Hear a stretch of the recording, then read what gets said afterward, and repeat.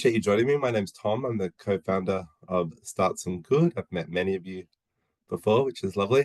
Great to see new people as well, though. And I want to, before we go any further, acknowledge that I'm hosting this from the traditional lands of the Camaragal people of the Eora Nation and pay my respects to elders past, present, and emerging here and on the land that you're all on and your traditions also. I'm going to jump into today's presentation, which is about crowdfunding for social impact, for social enterprises and impact projects.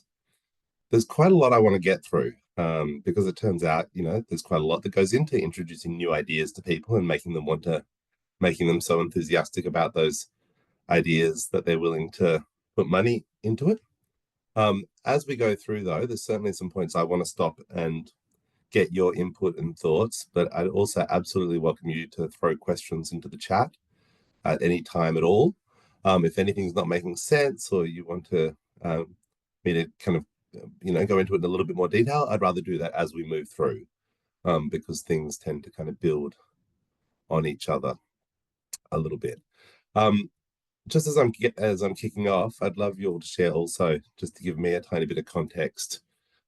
With a group even this size, I can't totally open up the mic, pass the mic around and get each person to share what they're doing, but I'd love you to share in the chat if you're willing. If you're working on a particular idea, thinking about raising funds for a particular idea, I'd love you to put that in the chat. I think that'd be interesting. I'm sure we're all interested in who's here and what you're working on. It's always nice to get a sense of flavor from a group of change makers and social entrepreneurs like this.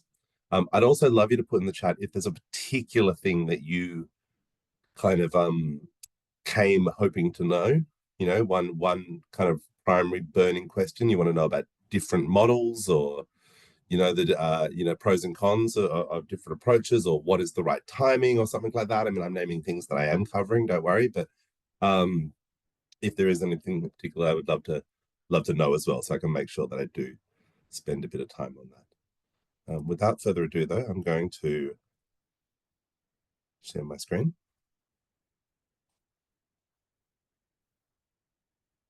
Hopefully you can all see that now. Crowdfunding for social enterprise and impact projects. Do you see the next screen now? Nepalese startup seeks crowdfunding. Okay, great. Just checking. Sometimes it doesn't move forward when I want it to. So I, as I mentioned before, co-founded Start Some Good 15 years ago now, which kind of blows my mind, particularly to help people with the challenge of raising first funds for social impact projects. I was living in San Francisco at the time, and I'd become more familiar with kind of startup funding methodologies. I've been very inspired by Kickstarter and the opportunity I saw them creating for creative entrepreneurs, which were a whole nother bunch of my friends were raising money for Burning Man projects, or to put on photographic exhibitions, or to release albums. And so I had the not terribly profound, but I think kind of relatively innovative at the time idea of what would something like this, but for social entrepreneurs, look like, to provide that similar opportunity. And that became, working with my co-founder Alex and then Renata, Start Some Good. And through the years, it's been our enormous privilege to work with some really exciting, innovative ideas. And there's no collection I could show you that would kind of be representative. But just to share a few favorites: the first open source mapping startup in Nepal, first speech therapy organization in Cambodia, a bunch of pro-democracy activism in Myanmar, a lot of great social enterprises in Australia, such as the Food Justice Truck, or Right Near Me, which leverages technology, community-initiated projects like the Girl Academy, which is an Indigenous-owned and led school in Cape York, kind of hard tech startups like they were then called Ability Mate, now called Ability Made, but who create kind of 3D printed orthotics for kids. And they've been a great example of the journey, the time it does take, and the journey people go on to kind of get an idea to scale. They've since raised several $1 million in both research funding, partnering with hospitals to pilot this new approach, as well as equity impact, investment to help them scale up as it was proven. But it all began with this $54,000 fundraiser. This was the first funds that they raised that kind of got them on that track, and that was exactly what we were kind of setting out to help people with, because I guess part of my observation, based on my experience through to that point of having founded several nonprofits prior to that and done stuff, done some interesting stuff with technology. And that was, often the challenge of convincing people that a new approach would work, and to back it and to, kind of take the risks of supporting things not yet proven to work, is that philanthropy writ large was a little bit like all VCs and no angels. It tends to be people investing other people's money, through foundations or even taxpayer money through government.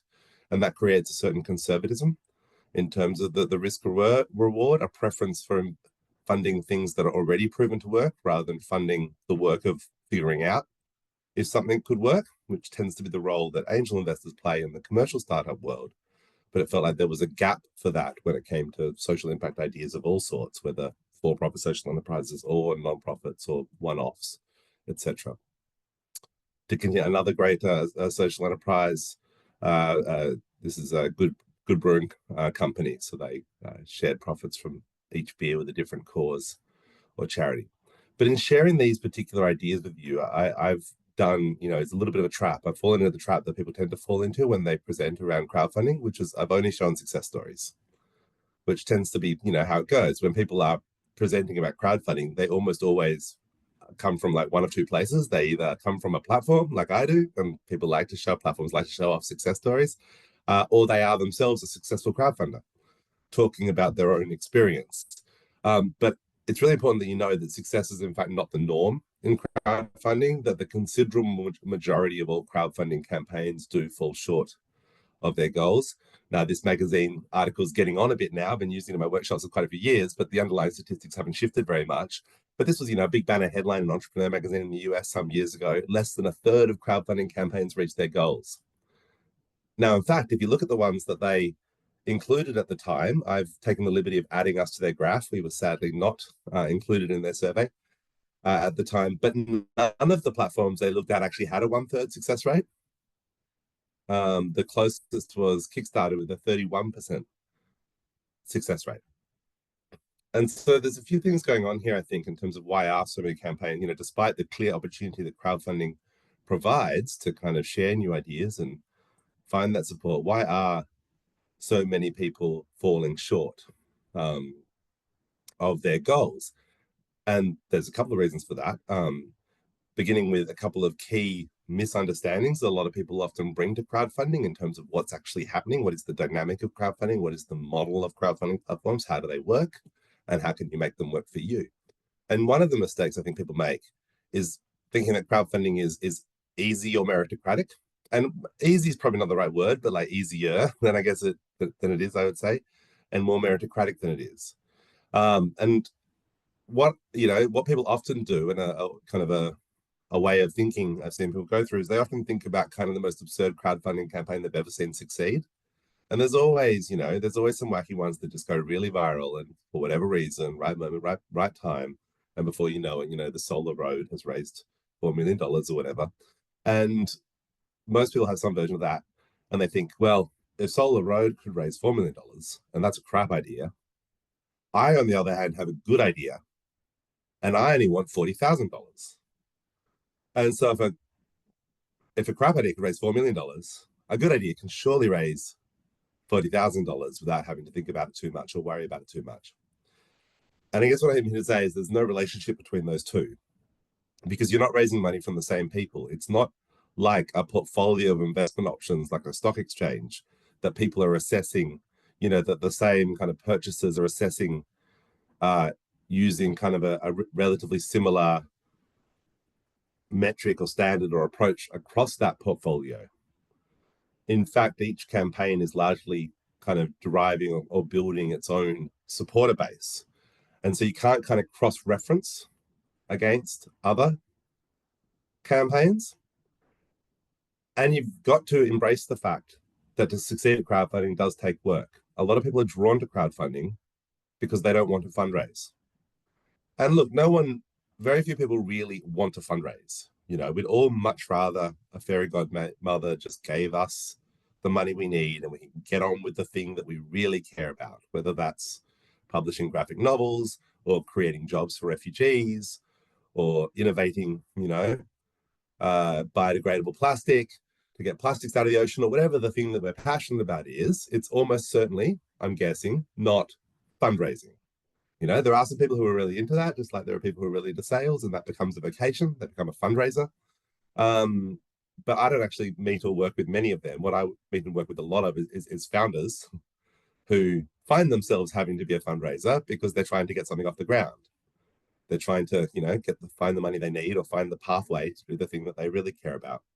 And so I think that a lot of people are drawn to crowdfunding, because you know the kind of people who need crowdfunding are the people who don't have the old school networks to, you know, the rich uncles and so on, the family and friends to potentially fund their idea, um, or their own personal capacity to self-fund, etc.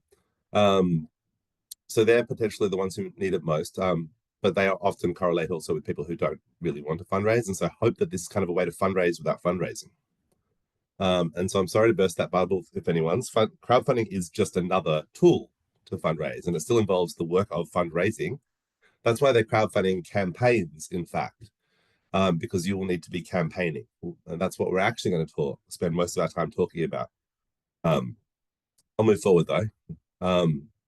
The second is that crowdfunding is new. As I said, that some kind of completely separate dynamic is going on from things that happened before. And it's not true. You know, once again, crowdfunding is just fundraising. And to the extent that, you know, what do we mean by crowdfunding? It's the practice of aggregating multiple small contributions to fund a project or initiative rather than from a single source of funding, essentially. That practice has been around, well, as long as tithing, I guess, you know, like almost as long as there have been human communities. But even in the more recent incarnation, it's not a new practice, it's just a new approach. One place where there's been a lot of crowdfunding over the last couple of years is, funnily enough, with statues. If you're in like any capital city in Australia, for instance, and you go like, if you go to Hyde Park in Sydney, for example, and you look close to some of those old school statues there, a lot of them say on the plaque something like erected by public subscription. And what that essentially means, that's old-fashioned language for crowdfunded. It means that they had a public subscription. When people subscribe to stuff, it means contribute. Doesn't actually mean like sign up to give recurringly, like we might assume today. It just means that they participated in this campaign. And so probably the world's most famous crowdfunded statue is, in fact, the Statue of Liberty itself, which was only built and installed in New York. I mean, it was a gift from the people of France, as you probably know. But you can't just kind of plonk down giant metal statues wherever. It costs real money to install them, $200,000 to be exact, which is a lot of, I mean, still a lot of money now, but it was really a lot of money in the 1880s. And so the government didn't want to pay for it. They did the classic thing. They tried to raise it from the rich people of New York. They got halfway there. They still needed $100,000. And in desperation, they put this ad in the News of the World, the main newspaper at the time in New York. What should be done with the great Bartholdi statue?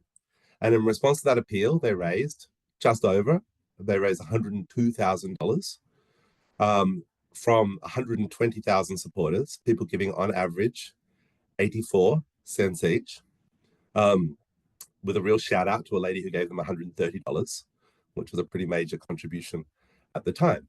And so, you know, if I tell you this story, a lot of people think, well, that's got nothing to do with what I'm doing. But I'm here to tell you that this is almost exactly what you're going to be doing.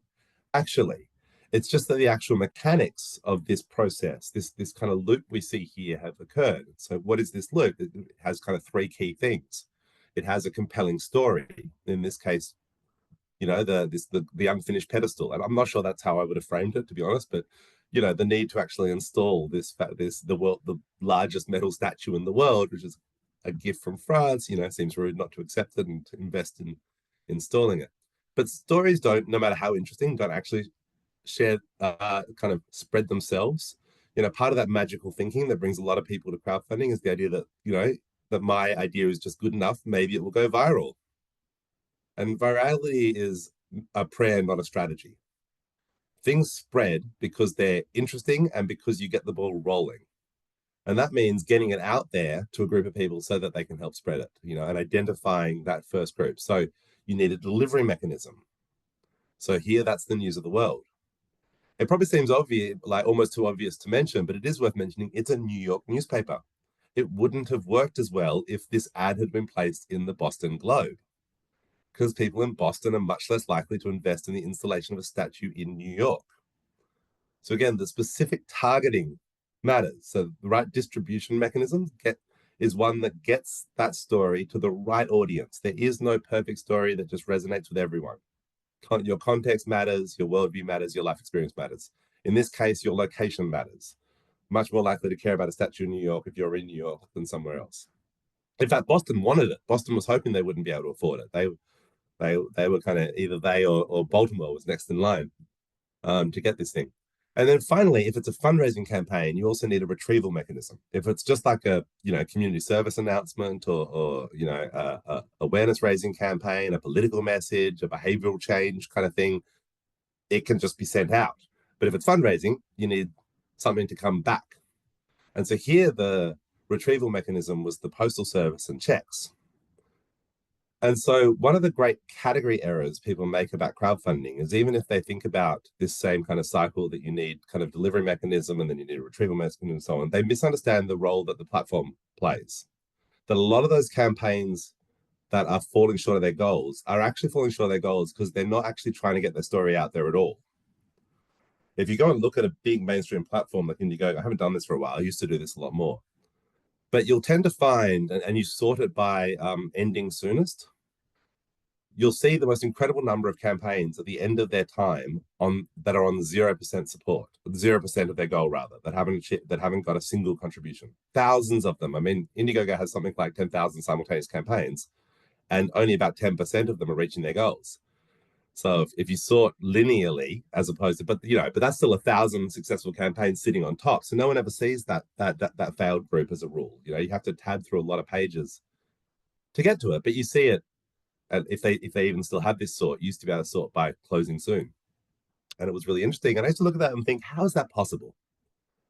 That they've got zero support? Because surely everyone has someone, you hope that everyone has someone who loves them and looks out for them and wants them to succeed. And that if they're doing something that's important to them and, really giving it a shot, that surely their mum, their best friend, someone will have chipped in.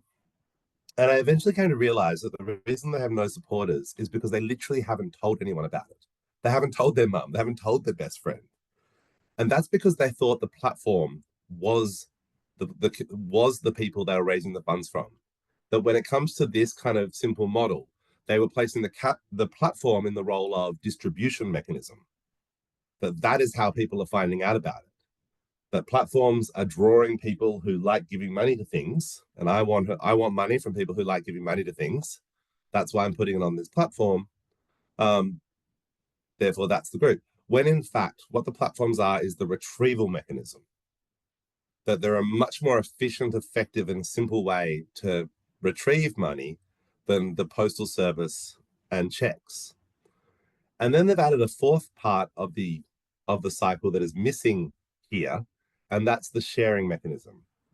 That traditional kind of one-to-many fundraising was wasn't very easy to share. It was an ad in a newspaper, which, unless you kind of cut the ad out, put it in your pocket, remember that it's there, and kind of bring it out and show it to your friends at the pub, in which case they have to write it down or remember it.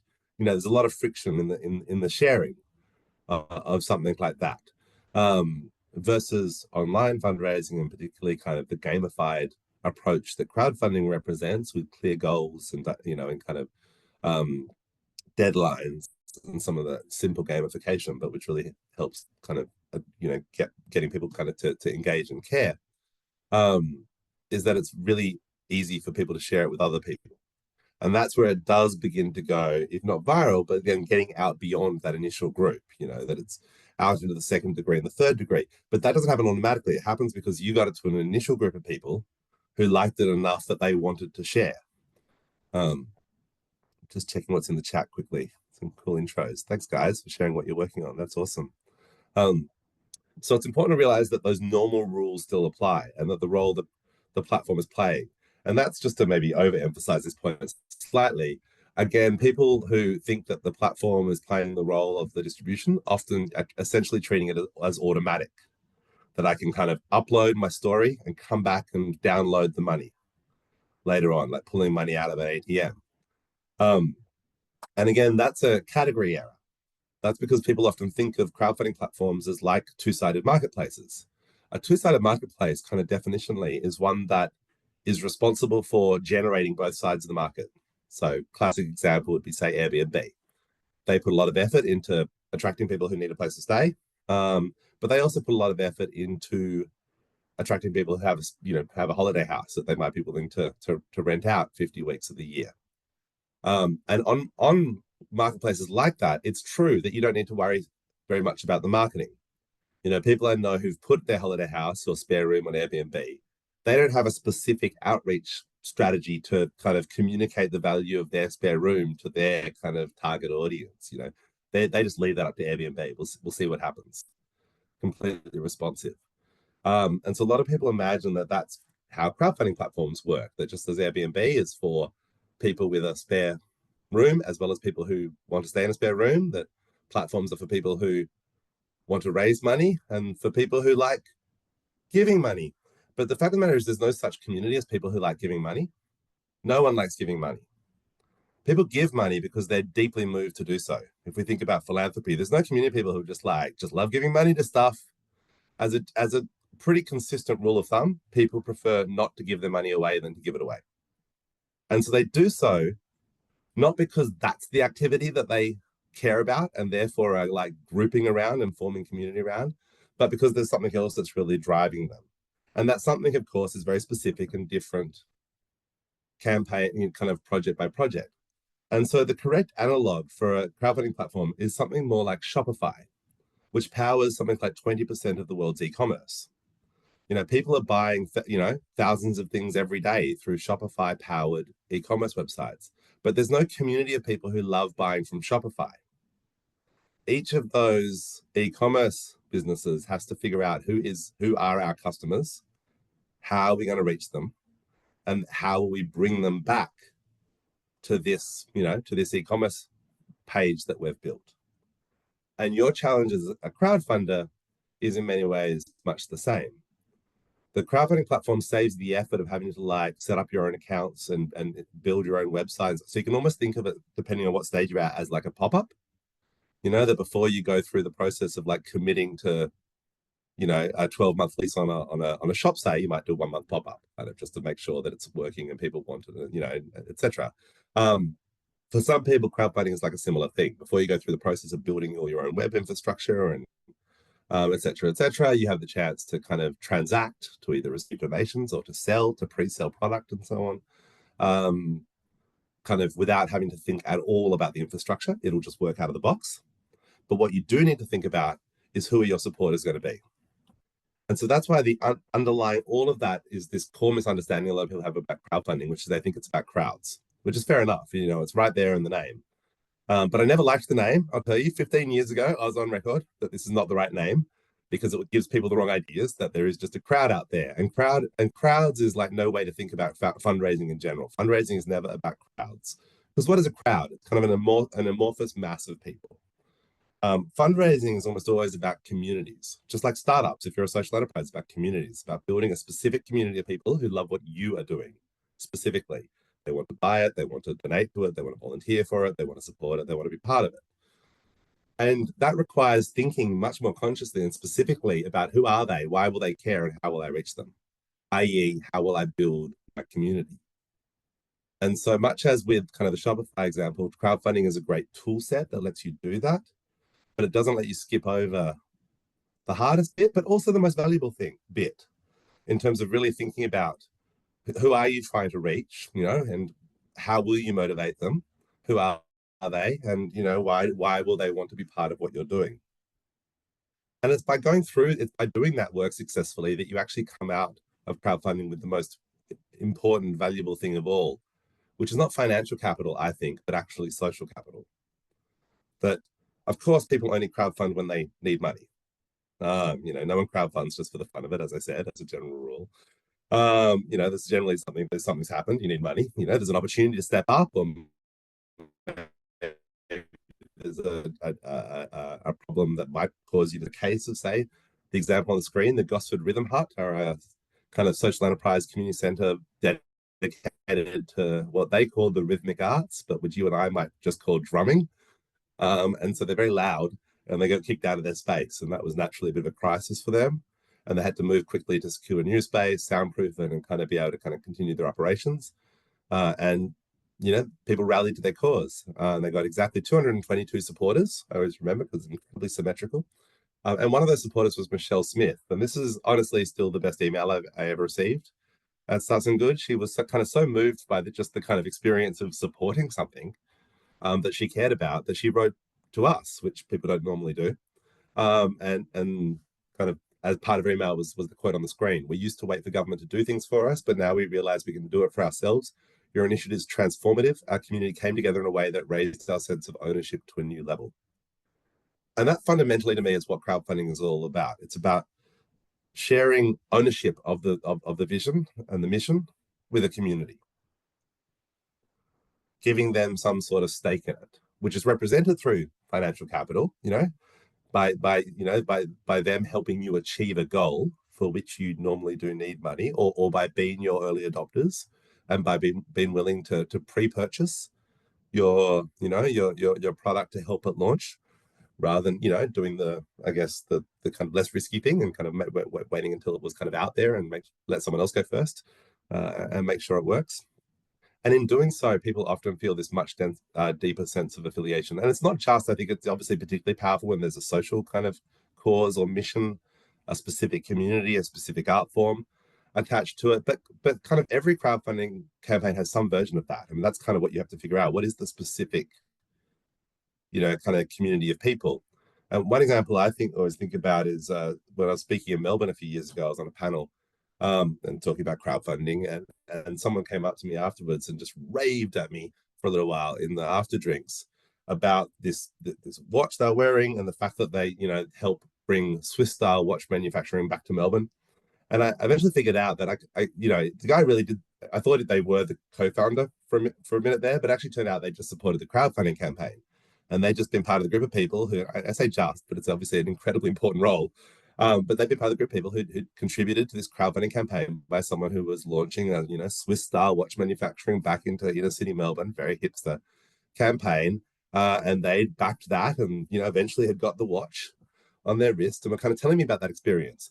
And like, no one's ever raved to me about their watch in my whole life before. Like, no one. I know there are watch people out there, but they normally kind of suss out, that people are on their page or something. But no one's ever like just told me about their watch, except for this person.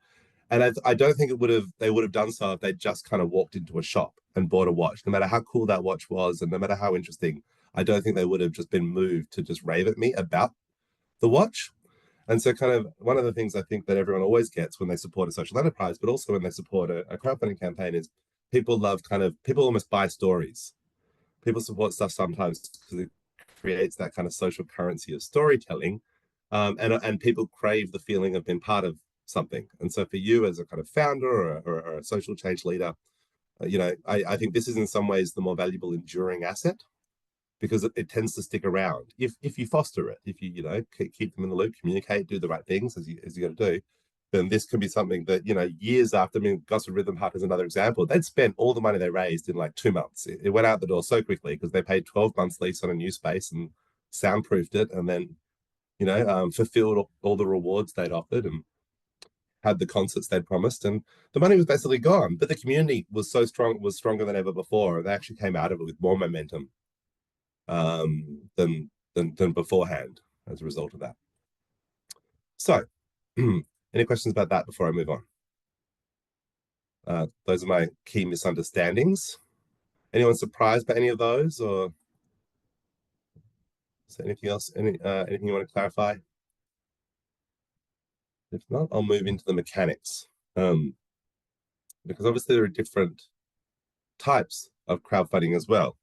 And so the kind of final, I guess, mistake, I don't know if I put this in the wrong order somehow. I thought there was going to be another one, but the final mistake I think people do make is because they're not thinking enough about, not all crowdfunding campaigns are the same. They're all similar. They all do pretty similar things, in terms of you are able to, the space for you to share some sort of a story. You'll need a funding goal. You'll need to give yourself a certain amount of time to achieve that funding goal. They all have some sort of a thermometer or something similar. They'll have a number of supporters. They'll have a number of days remaining. But underpinning that, there are a bunch of different types of models these days whereby there's different kind of asset classes, as well as different mechanics. So in terms of types of philanthropy, I mean, it lines up with, I guess, the different types of things people like to do with their money. So we have philanthropically focused platforms. Start Some Good does a lot of philanthropy. Chafter philanthropy specialist. GoFundMe is more that personal philanthropy story. I need help or my family needs help, less so than organizations, but can include that as well. Then there's pre-sale. Those are reward focused campaigns. So they have an emphasis on normally when people are contributing, they're getting something back. And the purpose of the campaign is, in fact, to launch the thing that they're getting back, is to launch some sort of a product line or a social enterprise. And in order to launch it, kind of raising the funds from the future customers. We use this in a lot of our kind of accelerator programs and Start Some Good. We think it's a great way to kind of launch is, kind of in some ways, even but before you launch, is to think of it almost as the final test. Will people pay for what I'm offering? And if you can if you can make sure that people will pay for what you're offering before you have to kind of spend all the money on manufacturing it and shipping it and so on, that's much better. Whatever happens, if they're willing to, fantastic. They've been there from the start. If they're not willing to, probably a good thing you didn't spend $10,000 on whatever and end up with all of those 999 unsold widgets in your garage. But for pre-sale to work, there's a particular models that suit that more than others. And so some of the kind of specialists, Kickstarter and Possible on the more creative side, and then Start Some Good is always kind of focused on that mechanic on the social enterprise side as well. There's now, oops, why is that not advancing?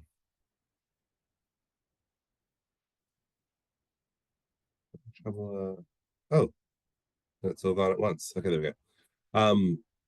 These days there's now, until just a couple of years ago, that was kind of all there were, and those are really just kind of flavors in a way. What you choose to emphasize, the actual mechanics of those are the same. But in the last few years, we've had kind of crowdfunding extend over entirely different asset classes. So there's now debt crowdfunding, so Lend for Good. Full disclosure, I'm one of the co-founders of that as well, but it's for social enterprises, impact businesses looking to raise. And the reason that debt might be attractive for some is depending on the business, the business structure. Nonprofits and cooperatives can't do equity investments. Indigenous enterprises often want to ensure they remain 100% First Nations owned, and also don't want to do equity. There's a variety of reasons why debt might be a more appropriate instrument. But if equity is what you're looking for, you can also do that through crowdfunding. Now, Virtual is the main platform in Australia, but there's a number, and not all countries have equity crowdfunding laws, but the US, most of the UK does, most countries in the EU, a handful of others. And there's also been the rise of what we might think of as recurring crowdfunding. And again, that's often linked to the ongoing delivery of a specific cultural product. So Patreon is the kind of main one in that space and is often used by podcasters. So like if you're going to keep doing a podcast, a one-off crowdfunding campaign is not going to be enough. It does need to be kind of a steady kind of drip of support alongside your release of different work. And I guess a similar model is even what's it called, Substack and those other newsletter platforms that kind of doing a similar thing, just focused on words. Whereas Patreon, I think, tends to get more used by podcasters these days. And so those are the different kind of types of what you might call kind of assets, or what are you offering in return? Is it pure philanthropy? Are you offering a products or service? Are you offering to repay it with potentially some level of interest? Are you offering shares in the company?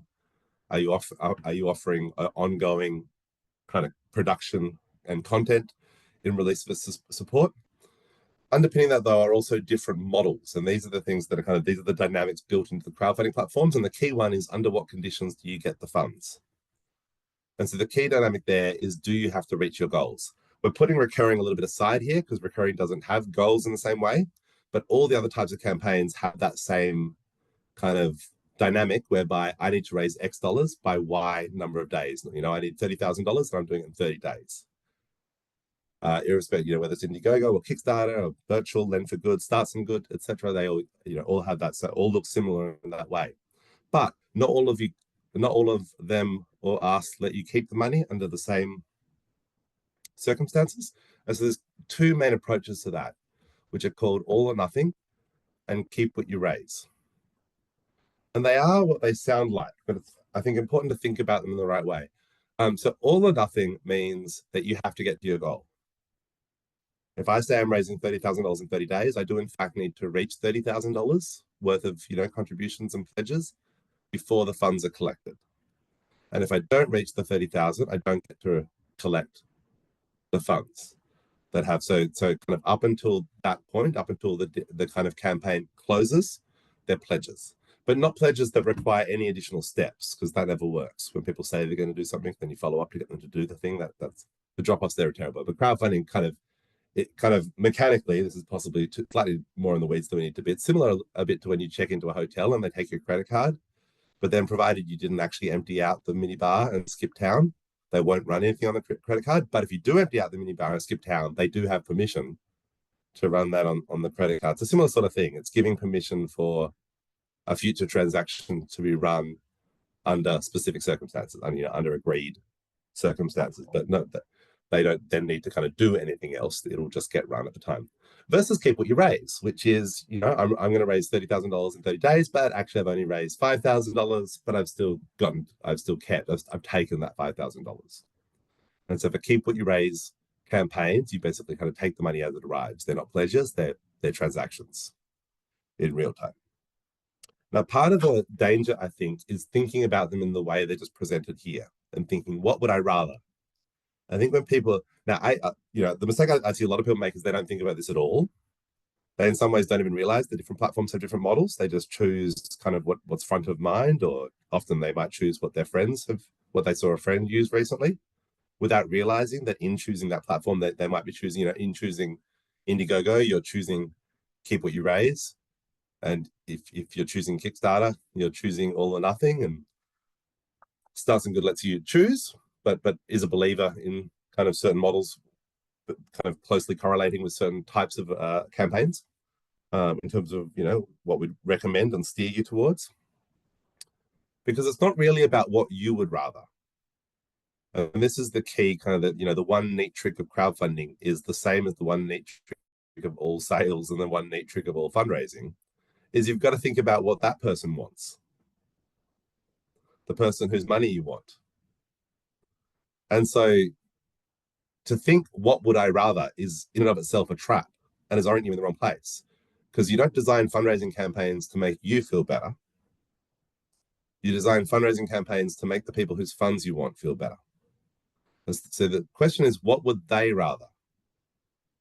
Would they rather I was taking their money in real time, irrespective of whether I have reached or will reach my goal? Or would they rather I made a commitment to only taking the funds if we had a certain amount of funds? That's interesting. I'm trying not to kind of steer it too much or give too much away, but it's probably worth saying here at the Start Some Good webinar. After all, we're big believers in the all or nothing.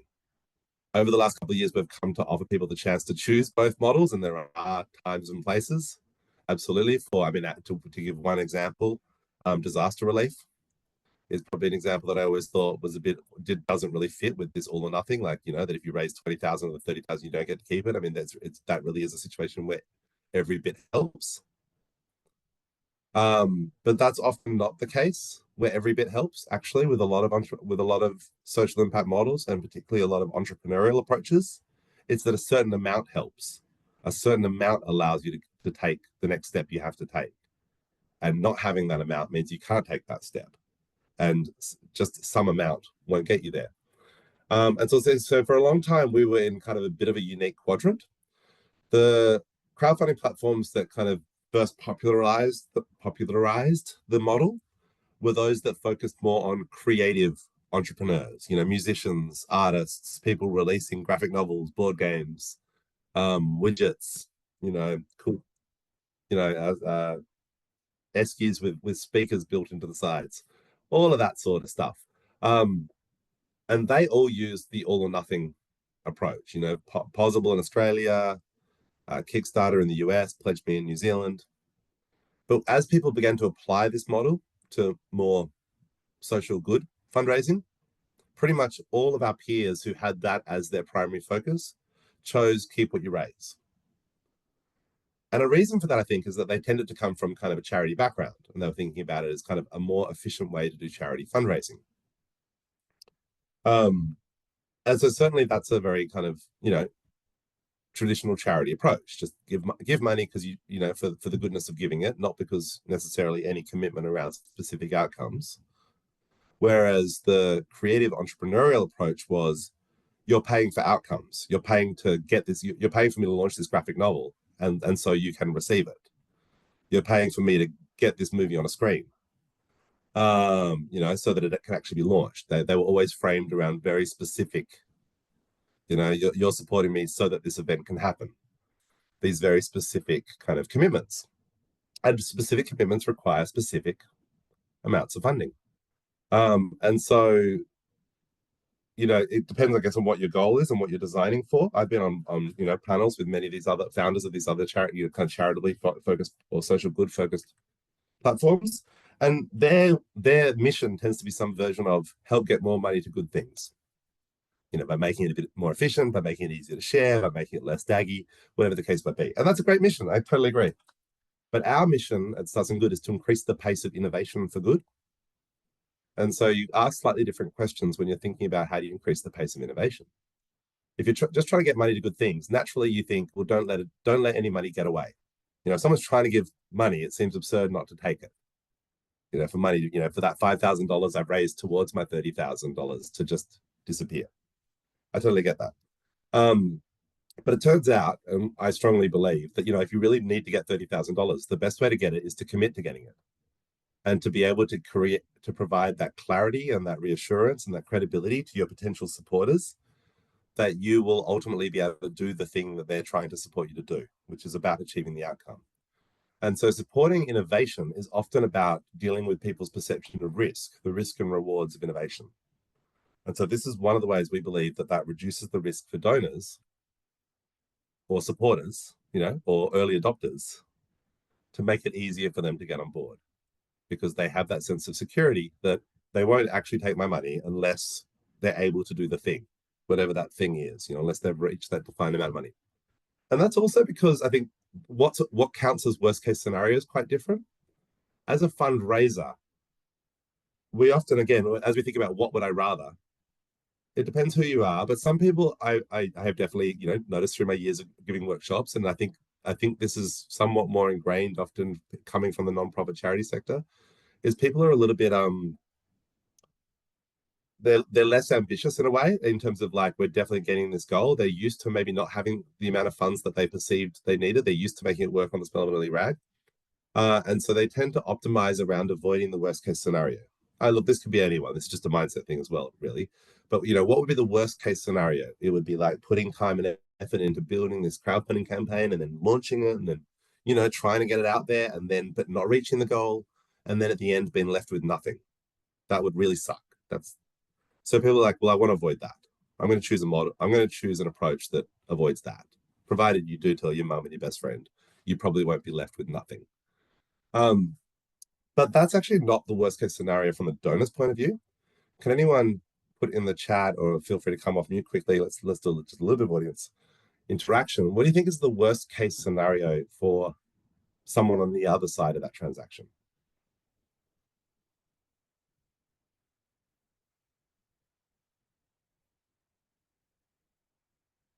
Anyone want to give it a go? I would say oh, sorry, in the chat. Sorry, you don't want to. No, you're good. Either way is good. I would say that they give, yeah, what someone said, nothing happens, and then you'll never get them to give again. So I think they'd be more inclined to give again if you were honest and said, I didn't make it, but I'm going to give this another crack. That at least you haven't lost their trust. That's right. If you think about it from their point of view, that scenario, that worst case scenario for you, let's use my example. I wanted to raise 60, but I only got 5 in contributions. I chose a all or nothing model, so I didn't get to keep the 5. Damn, that's the worst thing, that really, really sucks for me. But if you think about for them, they might have gone to give me $50, made a pledge, and then ended up keeping it. Like, yeah, that's a bit of a bummer. Presumably they would have preferred my thing to go forward, or they wouldn't have supported. But it's not like the worst thing that's ever happened to you when you get to keep your $50. in the grand scheme of things. And you're both in the chat and Tim on audio, exactly right. What people really fear is that you'll take the money, but the outcome that they were trying to invest in won't happen. And that's that sense, that feeling of being ripped off. And that's kind of what we have to overcome always when we're launching new things in any context, is people's concern that how do I know it's really going to happen? They say they're, and it's in every context, like, a new accountants, how do I know they're going to do my taxes properly? Or a new mechanic. I'm always stressed out having to find new mechanics in new places. How do I know they're honest and trustworthy? I'm desperate for recommendations from other people and so on. And that's why, when anyone, it's that funny dynamic when people are launching new businesses that they somehow always have clients even on day one, in terms of sticking up a website and being like, hi, this is our new thing. If it's any sort of a business to business or services, an agency or whatever, they always have clients or logos on the website already, because that's, we know that people need that to kind of get that. How do I know that it's going to happen? That they actually are good at guiding people's marketing or whatever the case might be. And so you're exactly right. Tim's point is exactly right as well, that if that does happen, we've seen this happen a lot. I only got $5,000, so everyone kept their money, but then I kind of did more work or prepared my plan and, learned where I went wrong last time and came back and launched it again. Those people are more likely to support me again. Whereas in the old scenario, if I just kept their money, but the t-shirt had never arrived because I couldn't actually afford to launch the t-shirt company, or the food truck hadn't launched, or the film hadn't been finished, not very likely to support me again in the future, because I've kind of kept their money for nothing. So as I said, there are different contexts though where that does make sense. One sec, guys, I've got to let the dog out of the room.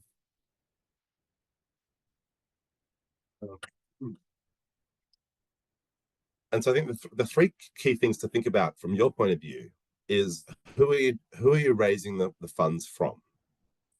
Are you raising the funds from an existing community that have a high level of trust already?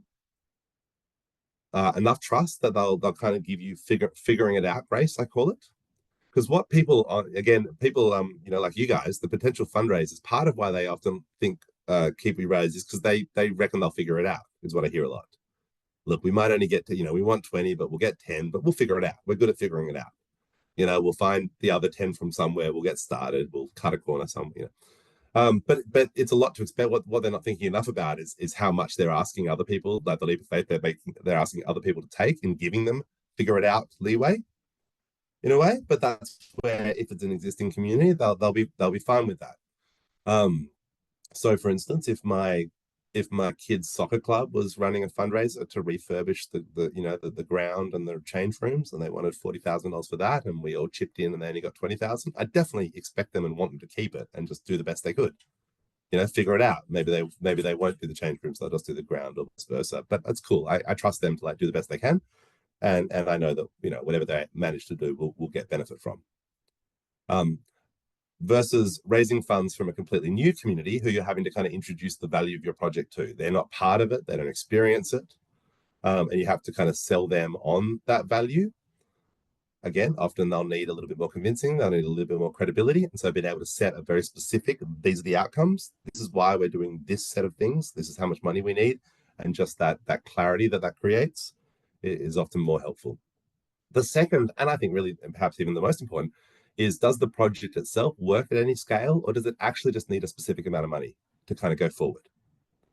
And so again, this tends to be the difference to me between more charitable versus more social enterprisey projects or entrepreneurial projects. Charity projects tend to work at any scale. Not always. It depends on the kind of equipment you might need up front. But if you're kind of just giving stuff away, for instance, or you can do more or less of that. So let's say I'm trying to raise money to kind of give a free lunch to every homeless person in Sydney at Christmas, and let's say there's 1,000 of them, and I want to raise $20,000 for that. I could get halfway there, and I'm giving away 500 free lunches. I could get 10% of the way there, and I'm giving away 100 lunches. I could raise only $20, and I'm still buying someone lunch potentially. It's still meaningful. It's certainly well short of what I had hoped to do, but it's still kind of a meaningful act. It's just less good has been done rather than more good. But it works on kind of a perfect sliding scale. Same thing as I was saying before with disaster relief or projects like that, which it did eventually convince us to be a little less stick in the mud about this. and let people choose, provided we give advice on what we will hopefully work best for people. But if it really does, if it really is that perfect linear scale of if we have more, we'll do more. If we have less, we'll do less. But we'll always have an outcome. We'll always give a homeless person a meal on an important day. Versus, let's say, a more entrepreneurial project like I'm launching a social enterprise food truck, not to give away meals, but to give opportunity, but to give employment opportunity to people at risk of homelessness in Sydney. We're going to create, I believe that they need a hand up, not a handout, and ultimately jobs are the most life-changing opportunity for someone in that situation. And so to do that, I'm launching a new social enterprise, and for that I need $30,000 to buy a second-hand truck or rent one for 12 months and get it off the ground. And in that situation, it's not modular, or it doesn't work at any scale. If I raise half those funds, I can't launch half a food truck. If I launch 10%, I can't launch 10% of True Truck. It's binary. I've either reached that budget that I've presumably planned out before. Part of my pitch has to be to kind of demonstrate that I have actually thought about it and I know how much I need, and that therefore that's how much I need. And so in those situations, I think I certainly see a lot of those where people still do kind of keep what you raise for a variety of reasons. I think that particularly doesn't work because I think people both can pick up that kind of dynamic either consciously or intuitively, and it causes them to hold back. Sometimes I think someone might have a lot of people who are willing to support, but they first want to just make sure that it's actually going to get there. And so they hold back. But if everyone's holding back, then it never kind of has enough momentum to demonstrate to other people that it's going to get there. And so people never then support. Or if they do support and it falls short, it's that kind of problem that we were discussing before, that it's likely to then be actually kind of a bit awkward because my food truck, a year later, my food truck still hasn't launched. They're like, hey, whatever happened to your food truck? I gave you money for that. And the people who support early are likely to be some people to some extent, so that can just create a weird vibe if you've taken their money but not done what you said you'd do. And then just finally, just how risky is it in general? As I said, kind of we thought a lot about how do you kind of get people over the hump in terms of supporting the new. And more innovative and less proven can be in a variety of dimensions. It could be the whole approach itself, like I'm doing a financial literacy thing using the blockchain. Like, oh, that's different. Or that open source mapping startup in Kathmandu that I touched on at the start. Or it could just be that I haven't done it before, like I'm launching a social enterprise and no, I don't have any background in social enterprise, so I'm unproven as a founder. Or it could be a mix of those things. It could even just be like my town's never had a social enterprise cafe before. Not a highly innovative model, but new for this place. But whatever kind of set of dimensions you have, I think in general, the more innovative and less proven it is, the more you have to work to create that credibility and confidence. And I think I really do believe that in most contexts, providing that clear commitment, you kind of bearing the risk of the project not reaching its goals, rather than supporters essentially bearing that risk, will, I think, normally help get across the line. And then finally, last kind of mechanical thing I'll cover before we get to our actual formula, and you can think more about how they apply to you and so on. But I think there's kind of 3 different crowdfunding. So this is kind of social enterprise specific, but I suspect quite a number of you are coming at from that angle. And they're to do with timing, really. 3 different ways of kind of crowdfunding for social enterprises that I see, but I think again having clarity as to which one you're at, because they imply the kinds of audiences and the kind of behaviors you want. The first is that I am working towards launching a social enterprise. So while that's telling a story of social enterprise, it tends to be a completely philanthropic campaign. So the kind of thing that would fit on Start Some Good or Chuffed. Now, I still think Chuffed tend to use keep what you raise, and we Start Some Good tend to use, as I said. Well, I think in general, I think all of these models, I would argue, are best suited to keep what you raise, because if you are working towards launch, there should still be some actual, considered set of investments and budget you need to get you to that launch. But the key thing is it's a philanthropic story. You're not kind of in a position yet to offer product or service and what have you, but it's that in order to get to the point where we're able to do that, we need some support up front to get there. And so it's kind of what they call in the philanthropy biz venture philanthropy. So the pitch is that yeah, we need some philanthropy now, but that won't be what we need going long term. We can stand on our own 2 feet, but in order to do that, we need to buy this truck so I can launch the food truck, potentially. The second, and this is kind of our preferred one when possible, and it's kind of the approach we integrate into a lot of our accelerator programs, is not that I am working towards launch, but I am launching.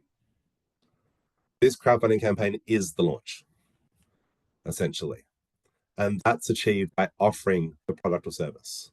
So not just talking about how I am going to launch a social enterprise t-shirt company that supports refugee artists. It's I'm launching a social enterprise t-shirt company that supports refugee artists. Check out our first range of designs. Please order a t-shirt. And so it allows you to make a much more sales-oriented message. And why that's important, I think, is because it means you don't just end up with money, you end up with information.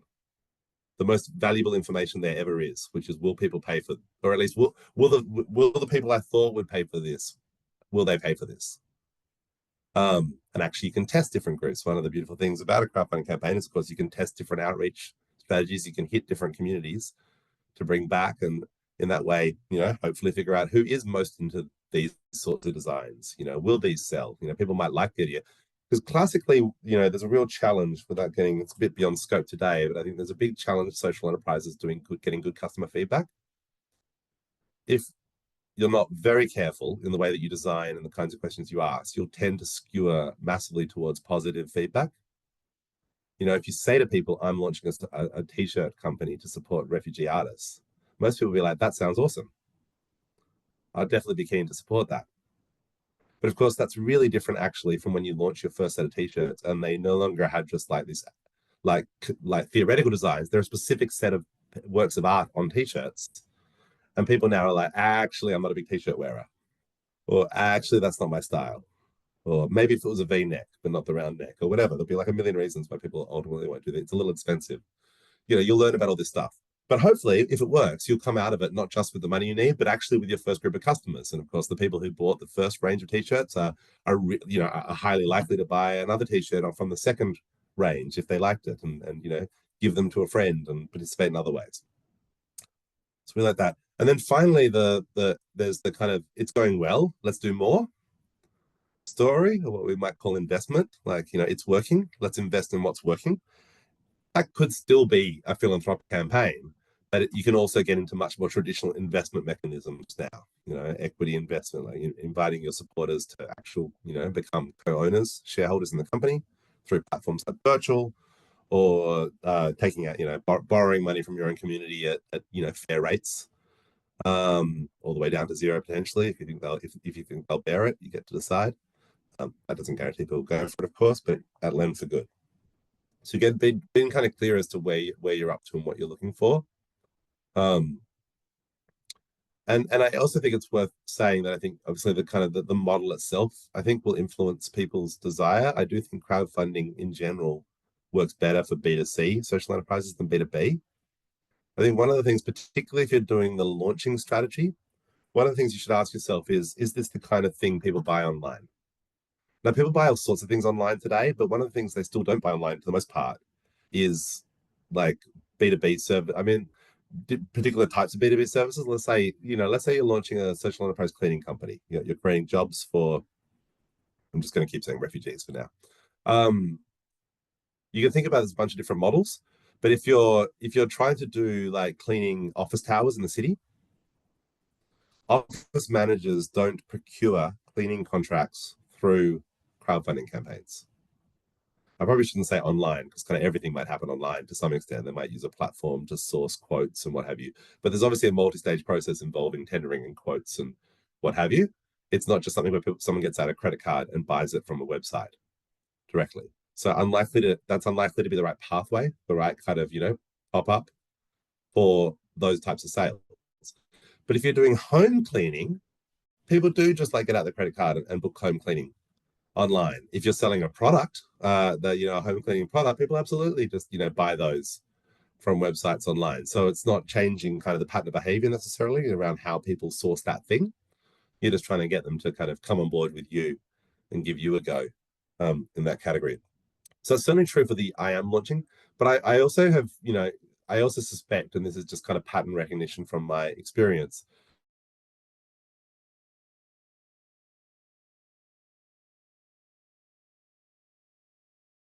towards ultimately serving. I think even though that's creating, say, jobs for refugees, and that's great, at the end of the day, it's just a service that building managers need to pay for. So why am I, I'm not some huge philanthropist. I'm a crowdfunder, not a big family office kind of person on my own. I can chip in $50, but why would I be spending my $50 helping kind of craft a service for people who run skyscrapers in the city? Just kind of, I think for some people might be like, doesn't matter. I'm into it. That's a huge opportunity. What a great model. All I'm thinking about is the fact that they're creating jobs for refugees. So not to say that it wouldn't work for some, but I have definitely found myself at times thinking that as I've seen different campaigns. So that's just me. Don't assume that my reactions are necessarily the norm. But so let me pause there again, because now I'm going to enter into the final big chunk and most important, which is our actual formula. And that this is some kind of what not to do is, I guess, as misunderstanding at the front, kind of things to think about, different models, different approaches, why I believe and we believe, kind of all or nothing is the best model for most people, particularly, launching social impact projects. And then this is kind of the how. This is the formula we've developed over many years of helping people think through their crowdfunding campaigns in terms of how you can be successful. So before I go into that, does anyone want to clarify any piece of what we've touched on so far? Do you guys feel the need for a 2-minute break or something? This is kind of the perfect midpoint. Just want to check in. I can just keep charging forward. I'm a bit indefatigable with this stuff, but I just want to, okay, cool. No, it's a lot through. It's more fun in a room. So it's a lot of info, a bit non-stop through Zoom. I know. So this is what we call the 5 C's of successful crowdfunding. But look, I'd invite you. I think it's even broader than that. I think this is like the 5 C's of successful launching, in a way, of kind of anything that's about introducing kind of an idea to a group of people and hoping that they'll do the thing, whatever the thing is, turn up to the event, buy the product, support the crowdfunding campaign. I think it basically all has this same core elements. Excuse me. Hang on.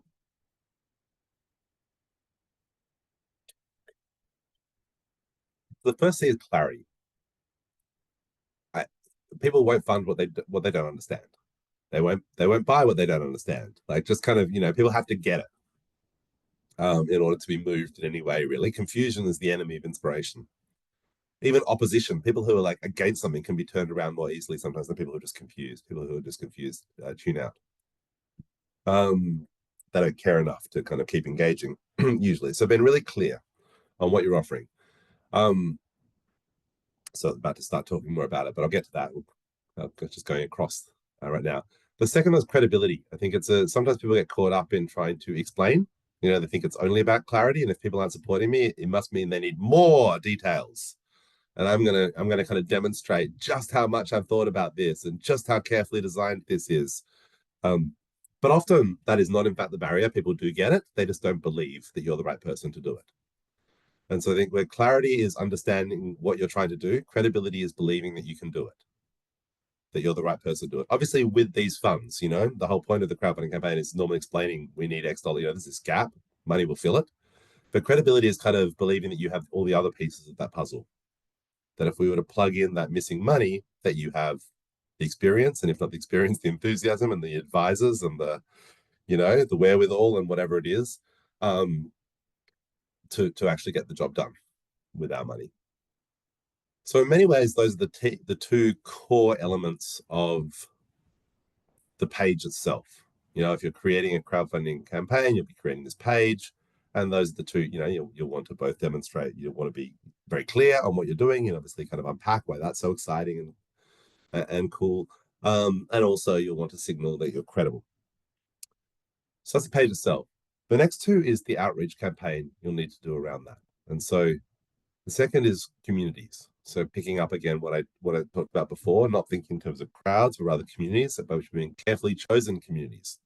And the plural is intentional. We'll get into this, but while you are building your own community, I think one of the advantages is, well, certainly true for social enterprise, many projects, is there's a variety of reasons why people might care. And so we'll go through what those are. And so there might be different kind of communities, different communities, I mean, kind of communities of interest, people who care about particular things that you'll be reaching out to and bringing back. And it's only once you're clear on kind of who you're trying to reach, once you've chosen your communities, your personas, your target market, whatever you want to call it, your niche, that you can then figure out how to reach them. Which channels will bring you, will help you get your story to those people.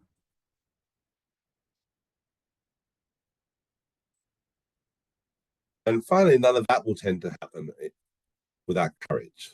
But fundraising, as with sales, as with more or less launching anything, involves, the courage to step out, to kind of declare who you are, what you care about, what you're trying to do, to make promises, to risk disappointment, to risk failure, and all of that. And certainly I've seen lots of really, amazing projects that had everything else but lacked in this area.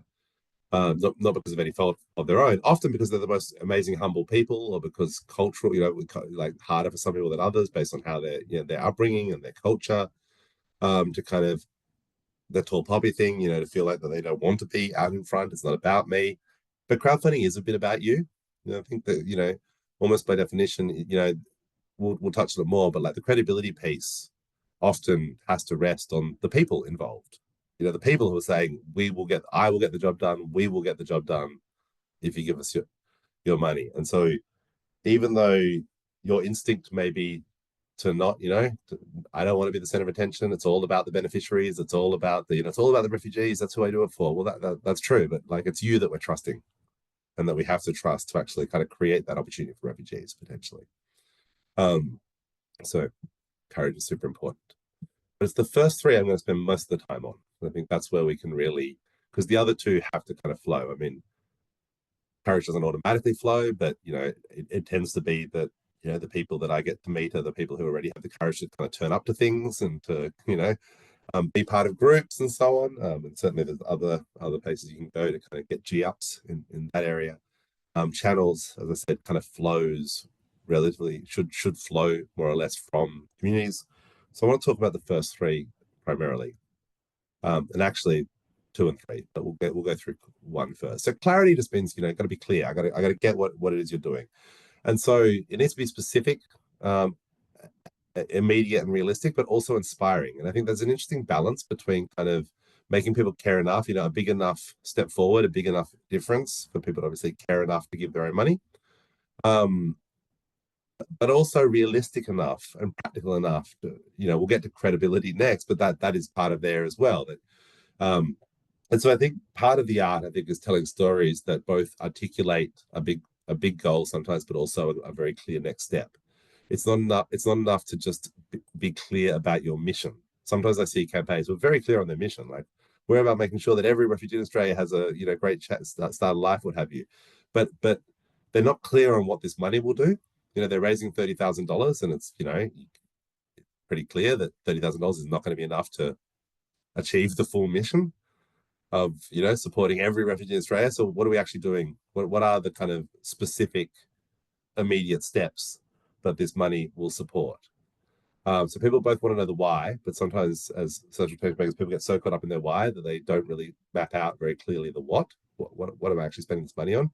Now, that doesn't have to be so detailed as to actually be a budget. You're not writing a grant application. People don't actually want budgets, unless they do. Again, take everything I say with a grain of salt.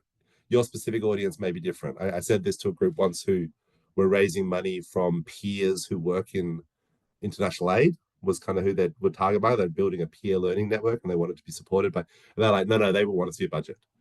In our community, like everyone sees, like there's very specific use of money. Everyone's really, particular about that. But even there, I was like, link to it. Don't try and put it on the page itself. Have a link. You want, details, and we'll measure it. I was confident that most people won't click on that. But they do want to know what's happening. Like, what's the outcome? You're raising $30,000. Where will that get you to? I don't need to know that like 1,200 was travel and 4,700 was wages and la la la. But I do need to know that in aggregate, it allowed this thing to happen. And so I'm a big believer. Come forward. Here we go. I think that when thinking about stories, I'm a big believer that what we want to be doing is painting pictures. And I think, again, part of the tendency when we're trying to create clarity is to provide a lot of information. My personal belief is that instead we want to paint a picture. We want to kind of like paint a picture of the world and what has changed thanks to this project. And so it's not just talking about stats, it's actually kind of architecting that as a story, and that's its own thing. But I think ultimately that's what's linked, what links to emotion. Like people can understand, but they need to care. And these are not the same thing. And so sometimes when you just talk about at the level of statistics and so on, they go, yeah, I understand. Yep, I know what you're saying. Yep, but I'm literate. All those words. Yep, I understand all those words. But I can't see anything. So let's give an example. Let's say you're working around homelessness and you're opening a small service that is going to provide a handful of beds. Let's say you're going to provide 12 new, space for 12 people or what have you. One way you could talk about that is we're going to increase the availability of beds in Sydney by 0.7% over the next 2 years. And that's a very accurate way to describe what you're doing, or by 1.2% or whatever 12 might represent. Let's call it 1.2 or whatever. But it doesn't paint a picture. It's just information. I can't see in my mind's eye what Sydney looks like with 1.2% more homeless beds in it. Which is why the way that kind of story should almost certainly be told is in the form of the specific people. Let me tell you about this person. They've had nowhere to go because they don't fit with the current services for these reasons. But my new place will be a place that they can come to, so that, and now it's much more easy for me to see that person, the before and after, in the shape of that person. Now, you of course don't need to rely, that's why I always say to people, the best pitch, everyone could be wearing, a blindfold, because your words are painting the picture.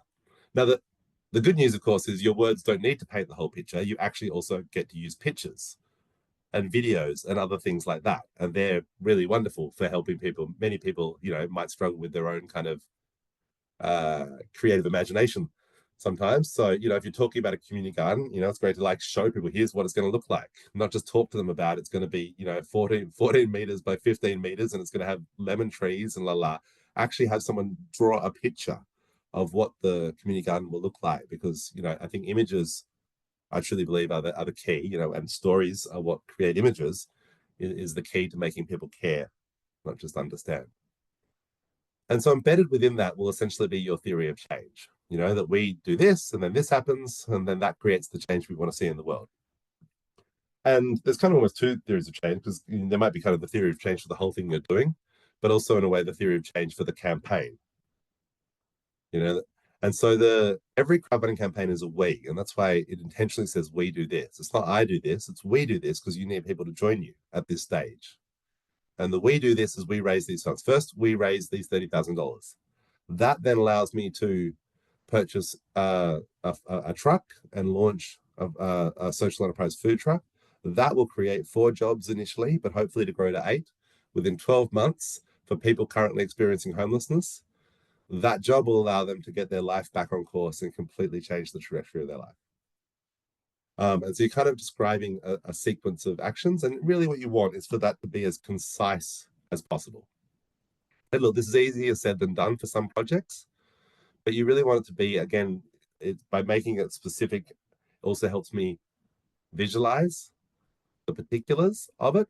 And this is why, again, I think kind of direct service delivery projects often do particularly well in crowdfunding, because they allow you to be very specific and very committed to a particular impact. Like I just said, so that was my food truck version. I think it was 5 steps in the end. There's the crowdfunding campaign, set up and launch of the business, the jobs that creates, 4 steps, only 4 steps, and the change that creates in their lives. But imagine that instead, and that's what we call a kind of direct impact campaign. And that the key there is I'm saying, I will make this impact. You provide the money, and I'm going to launch the food, buy the food truck, launch the business, create the jobs. But there's also what we call platform theories of change. And look, personally, I actually am a huge believer. I've spent most of my career working on platform theories of change. I opened a co-working space, launched a film festival around the country, platform for youth filmmakers, Start Some Good as a platform, Land for Good as a platform. But they are, I can tell you, much harder to fundraise for. And it's partly because their theory of change becomes very elongated and very abstract. So let's say I was so excited about social enterprise food trucks that I don't just want to launch a social enterprise food truck. I want to help you launch a social enterprise food truck. And so I'm going to create a platform to help people launch social enterprise food trucks. I'm launching socialenterprisefoodtrucks.com. So first I need to raise $30,000, same amount of money, so that I can, then I'm going to launch socialenterprisefoodtrucks.com. It's going to have information about why social enterprise food trucks are fantastic, how-to guides to launch one for yourself, reviews of different trucks. It'll of course have an accompanying podcast where I interview successful food truck founders. Then I inspire people with the possibility of launching their own social enterprise food trucks. So more people, decide to start. And thanks to our resources and help, more people succeed at launching their food trucks. And thanks to that, we have more social enterprise food trucks out there on the road who collectively are changing hundreds of lives. I kind of love models like that myself because it allows you to get to this story of scale. Generally, by the end of, by the time you talk through a platform theory of change, you normally get to this big scale because platforms work at scale. It normally ends with some version of we can help thousands of people. We can help everyone. We can transform the industry. And that absolutely is very inspiring, often for entrepreneurial people like us and founders and systems thinkers and people who want to make a really big difference in the world and all the rest of it. But it is much harder for people to visualize what we're talking about. And it's because what we've traded for scale is specificity. That I've ended up with a theoretical hundreds of food trucks, but I can't tell you where, I can't tell you who they're employing, I can't tell you what their impact models are even. Are they making an impact through employment, or are they making an impact through sustainable food? Or are they just a food truck but which is giving its profits away? And who are they giving their profits to? So what impacts are ultimately being created in the world? So often the mistake we make with that is thinking that everyone else is a systems thinker, et cetera, but also that, again, there's like a category of people who care about good. But like more food trucks would be good. And very few people actually think that way. It's the specifics. It's, another food truck in Sydney would be good because I live in Sydney and I like food trucks. I could care less about another food truck in Geelong. Or I care about refugees. So, food trucks that employ refugees, they're good. But like other models, who cares? And so losing that specificity loses generally kind of a connection to a specific audience who are likely to care. And it also loses the commitment that I will make this change. Because my platform theory of change, the only thing that I will do is launch socialenterprisefoodtrucks.com. Everything that I said after that is what I hope will happen. Hopefully people will turn up. Hopefully they'll be inspired. Hopefully they'll decide to launch a social enterprise food truck. Hopefully they'll find our resources useful. Hopefully they'll succeed and ultimately make a difference. So they do tend to be harder, I think, to kind of, because people, again, want to be able to visualize and want to be able to feel like their money is kind of moving something specific forward. And most people are much more inspired by, meeting Bob and hearing about his life struggles and having the chance to transform Bob's life by helping him get a job in my social enterprise food truck, generally, than some kind of abstract idea of all the Bob-ish people who could be helped at some point in the future. Not impossible, again, there may be ways to do that, but it's worth being aware that that can be a challenge. And one of the things that some people do to help with that is that they try to tighten it into a single use case. So what that can look like is instead of kind of pitching, I'm launching the platform, you pitch a use of the platform. So I'm not launching socialenterprisefoodtrucks.com. I'm running a program to help women start social enterprise food trucks in Sydney, say, or in Melbourne, honing it into a particular group. Now, in order to help them, I need to build a range of resources that teach them about, I need to do all the same things. I'm going to end up putting those resources on a platform that I'm going to call socialenterprisefoodtruck.com, etc. But by honing in on a particular use case, I'm going to run a program that will support more social enterprises that employ disadvantaged people. And it allows me to hone in on a particular model, a particular kind of community, a particular impact, rather than just the broad idea that the platform probably represents. Anyway, clarity. Credibility in many ways maybe is at least as important. I mean, I guess both have to go together, but I sometimes think it's easier to convince people to believe that something could work than to believe that it will work with you in charge. That it's all very well, so yeah, food trucks, no worries. I mean, sure, happy to believe that a food truck is possible, but come on, Tom, do you know anything about running a food truck? Like, have you ever worked in hospitality? Have you ever worked in a kitchen? Do you know much about food? No, no. Have you ever worked in homeless services? No. They're like, yeah, not. You may not be the right person. It's not that I don't understand how food trucks work and believe that they could create jobs. It's that I'm not sure, all things being equal, that I'm the right person to do it. And so ultimately, credibility is about overcoming risks. And again, risks for supporters, not risks for you. You have lots of risks you have to deal with. I mean, there's a million risks in launching a social enterprise food truck, employing homeless people, but those are not the risks we're talking about. We're talking about the risks that supporters might perceive. I mean, there's three types of risks that, particularly if you're running kind of, that launch fundraising campaigns, encounter, or first funds fundraising campaigns. And the first is the idea risk. That's kind of the clarity piece in a way. Like, can the idea does the idea make sense to me? Can it work? And then there's the implementation risk. Can this person do it? And finally, there's the fundraising risk. Can they reach their goal? So as I said, part of why in focusing on this is that why for many years we didn't even allow keep what you raise, because we just wanted to take that one away, take away that fundraising risk, because that is the concern a lot of people have if they see, with an all or nothing campaign, but with a specific goal, is that going to reach it? And so if I give them my money, is it going to go anywhere? But even taking those out and assuming that you've explained the idea effectively, the implementation risk is really what we want to alleviate here. And so we like alliteration, the 5 Ps of credibility. These are not like the 5 Cs of crowdfunding. The 5 Cs of crowdfunding, you need all of them. They're all like essential building blocks. Here, you just need enough credibility. One of them, if well expressed, may be more than sufficient. You need credibility from somewhere, and these are 5 places you can draw credibility from. So, give examples. So, progress is how much have you already done? So, today, one thing I have really noticed versus, I don't know, 10, 15 years ago, I feel like 15 years ago when crowdfunding first kind of emerged was also right around like when apps were emerging. The first iPhone was what, 2008? Kickstarter was 2009. Start Some Good, 2011. Um, and people were just excited about the idea of things. And I think it was possible for a time there to raise money with just like, I've got a cool idea for an app, and people might fund that. But I really don't think that hardly ever works today. You have to generally show screens. You have to have it half built. And then you're like, I'm launching this app. There's some bits I need to finish, but here's what it's going to look like. Now, that does a couple of things. That really helps with clarity as well. I also think it's hard for people to kind of imagine, an app if there isn't at least some sort of demo or screens and so on. But it also shows that you can produce, that you've already kind of shipped or produced high quality pieces of it, and now you need money to, that makes it feel much more credible. That a bit more money to finish the other pieces could produce something that is really good. Typically, what we see is that people have done design.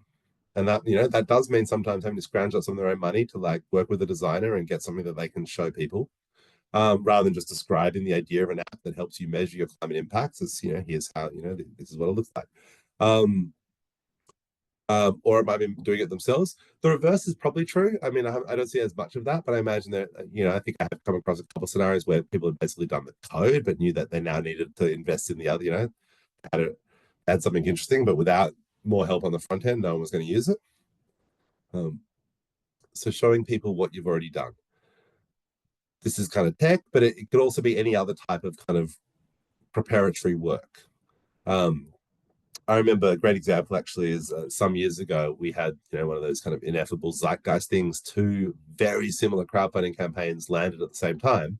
I mean, they're very different, but they're very similar what they were raising money for. They were both raising funds to build a rooftop community garden in Sydney, trying to kind of cover commercial property with gardens, to build green pathways, and because community gardens are cool and bring people together, and etc. etc.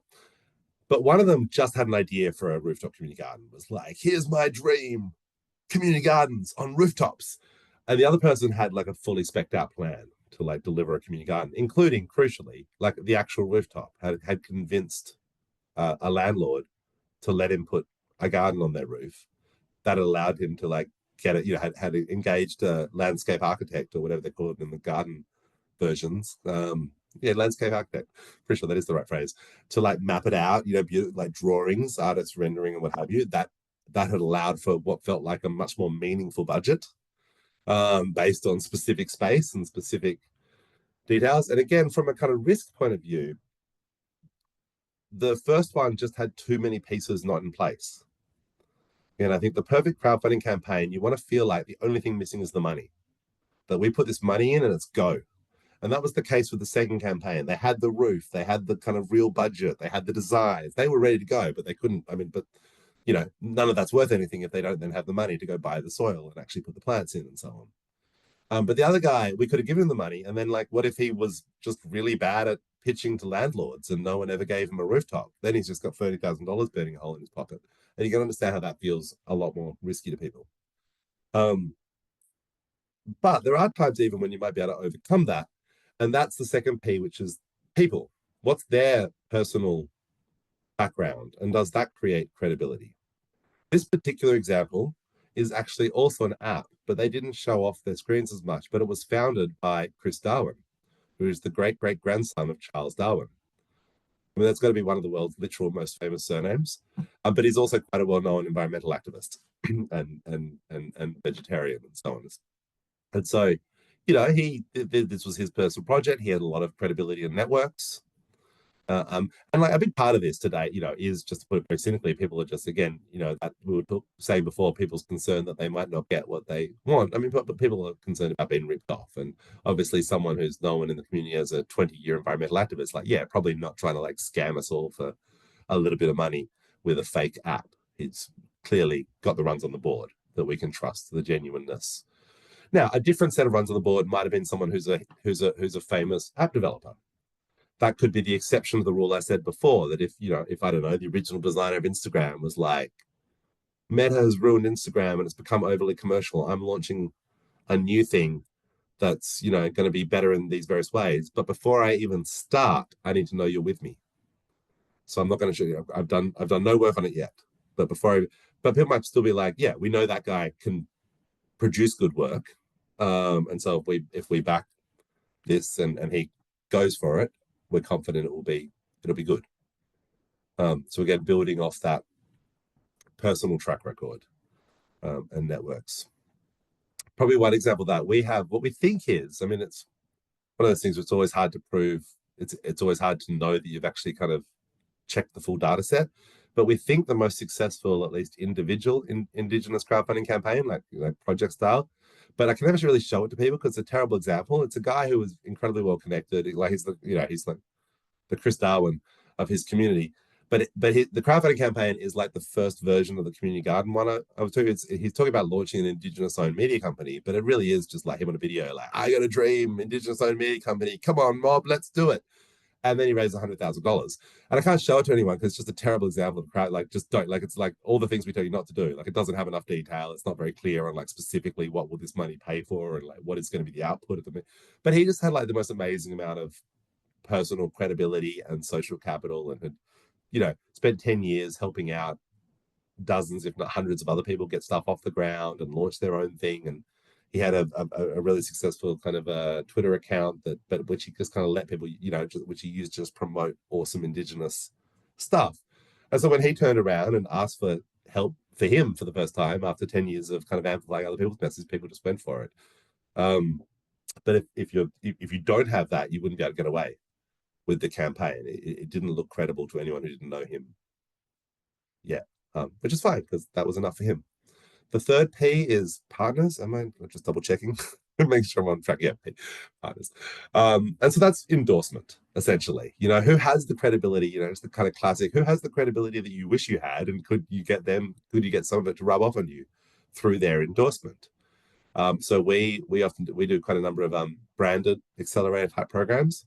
And part of the model there, I mean, obviously there's kind of a quid pro quo that in some ways, particularly, ING is hoping that the cool factor of awesome launching social enterprises rubs off on them as well.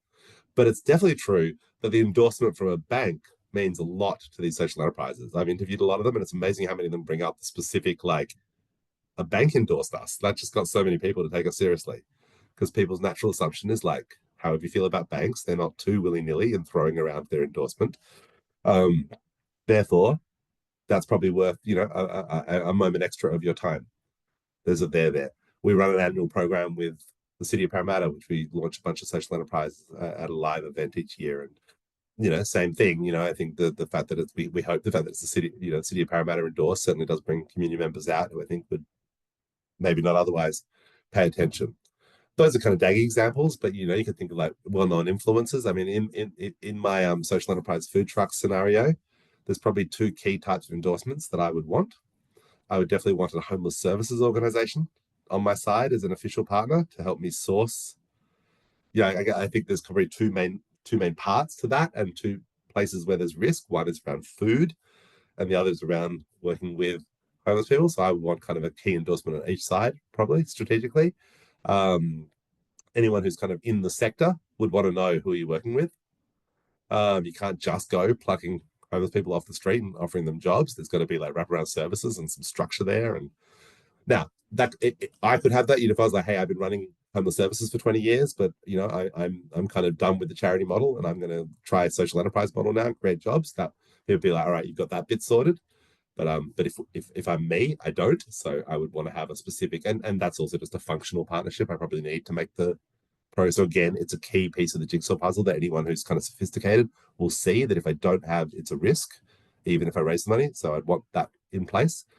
But it'd be cool to have a well-known chef endorse me as well. Like, imagine if I had, say, a master chef judge just, kind of donating their recipe. Chefs can be like, kind of head chef without ever being there, just by handing over some recipes or endorsing or so on. But something that would signal that the food side was also going to be good would be powerful. Um, the fourth is promises.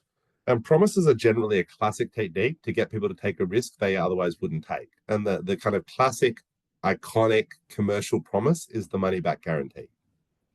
And the money back guarantee is always designed to get people to do something they wouldn't otherwise. If they're willing to do it, you wouldn't need to offer the money back guarantee, but clearly they perceive there's a risk. People start going, but what if I don't like it? You're like, well, how do you get them, across the line? You have a powerful promise that, don't worry, I'm going to take that risk away. On some level, I think the whole funding model is a version of this. And that's why I think that promise can be very powerful. The best case study of a promise transforming an industry is online mattress sales, because mattresses were one of the last big B2C industries to go online. It was only in the last 10 years. Until like 10 years ago, it was still showrooms everywhere.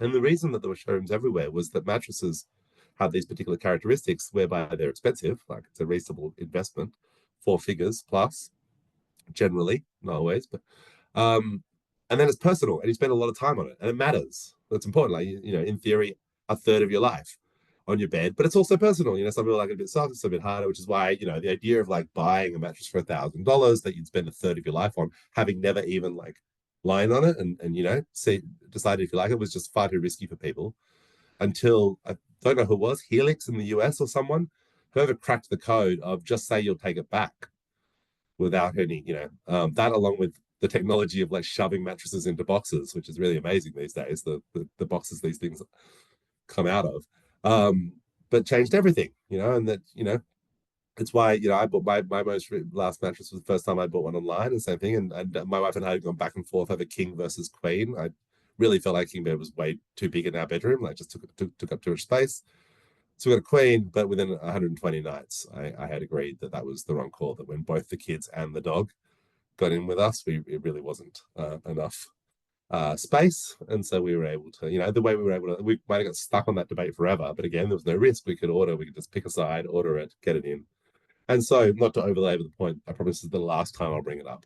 But I think that crowdfunding model is the kind of version, is a powerful version of this. And if you think about those two models, they may seem like a subtle difference, but if you actually just distill them down to what is the core promise, you can kind of see how they're different. Because the core promise of any campaign, regardless of what you're saying, the core promise of a Keep What You Raise campaign is no matter what happens, I'm keeping your money.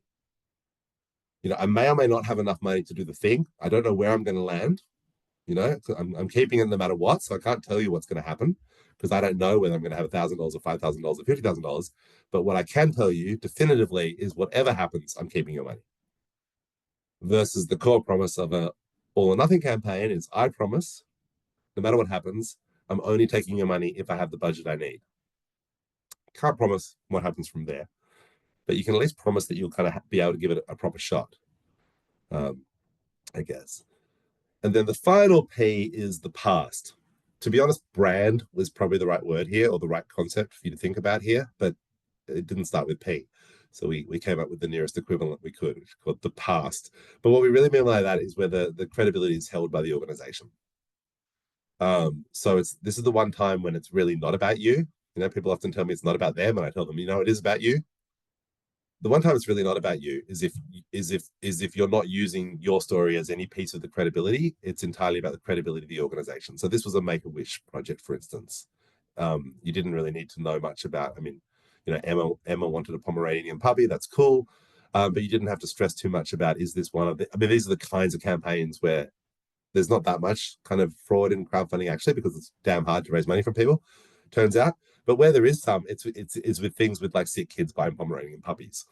Um, and so this is the kind of thing that I would, if I didn't know Emma's family personally, would generally find hard to kind of get on board with on just a random, GoFundMe type campaign if I didn't have that personal connection. But with Make-A-Wish involved, you may or may not feel jazzed about the model, but you feel confident that there is an Emma who, if the money is raised, is going to spend on a Pomeranian puppy.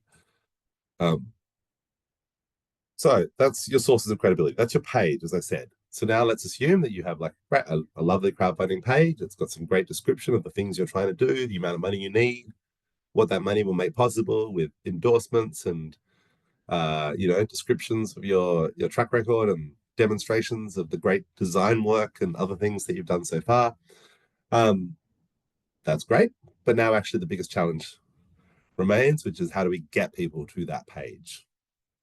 As I said, the sad truth is, as those literally thousands of people a month constantly discover on mainstream crowdfunding platforms, that there is no inbuilt audience that's just hanging out on a crowdfunding platform, just checking out what's new. There's just the opportunity to get out there and build your audience. And that's hard because the world is really busy. And so it means that, sometimes people stress about competing with other people on crowdfunding platforms. And I always like to say, that's not true, because again, people aren't treating it like a portfolio. It's not like Airbnb. People aren't like bringing up the options, committed to choosing one. What's going to be best for me? People almost never take a kind of portfolio approach to crowdfunding, like comparing them side by side, which one's the best. They tend to land on a particular campaign and then decide yes or no. No one goes, well, I'm not going to support this social enterprise food truck that supports refugees. I wonder if there's a better social enterprise food truck campaign supporting refugees. No one checks. It's a kind of a binary, yes, no. And so it, depends on, are they the right person there at that time. That means all fundraising is essentially you need to get people through two conversions. And so get people think somewhat too much probably about, or spend often all their time thinking about what we call the second conversion, which is when someone gives you money, they're on the page, they like the page, they decide to go forward.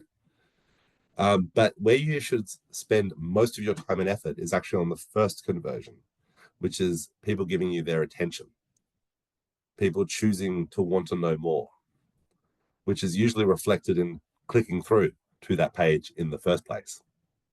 And so the good news is you're not competing with any other campaigns on the crowdfunding platform. It's not about that. No one's putting them side by side. The bad news is you're competing with everyone in the world.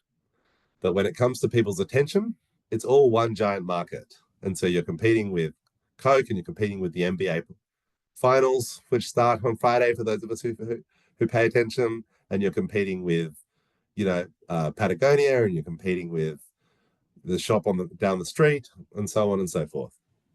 And so the only way to, succeed in that competition is to be really specific, is to be really clear on, amongst this cacophony, who is it who wants to know about this? And I think that's the most important question.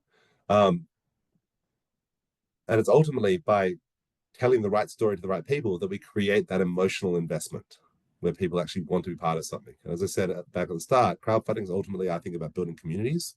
Even if it takes the form of like, I'm buying a t-shirt, I'm still part of the community of early adopters of this company, whether it's a donation, whatever it is. You want people to be with you now. They're part of a team, and you want them to stick with you as you go forward.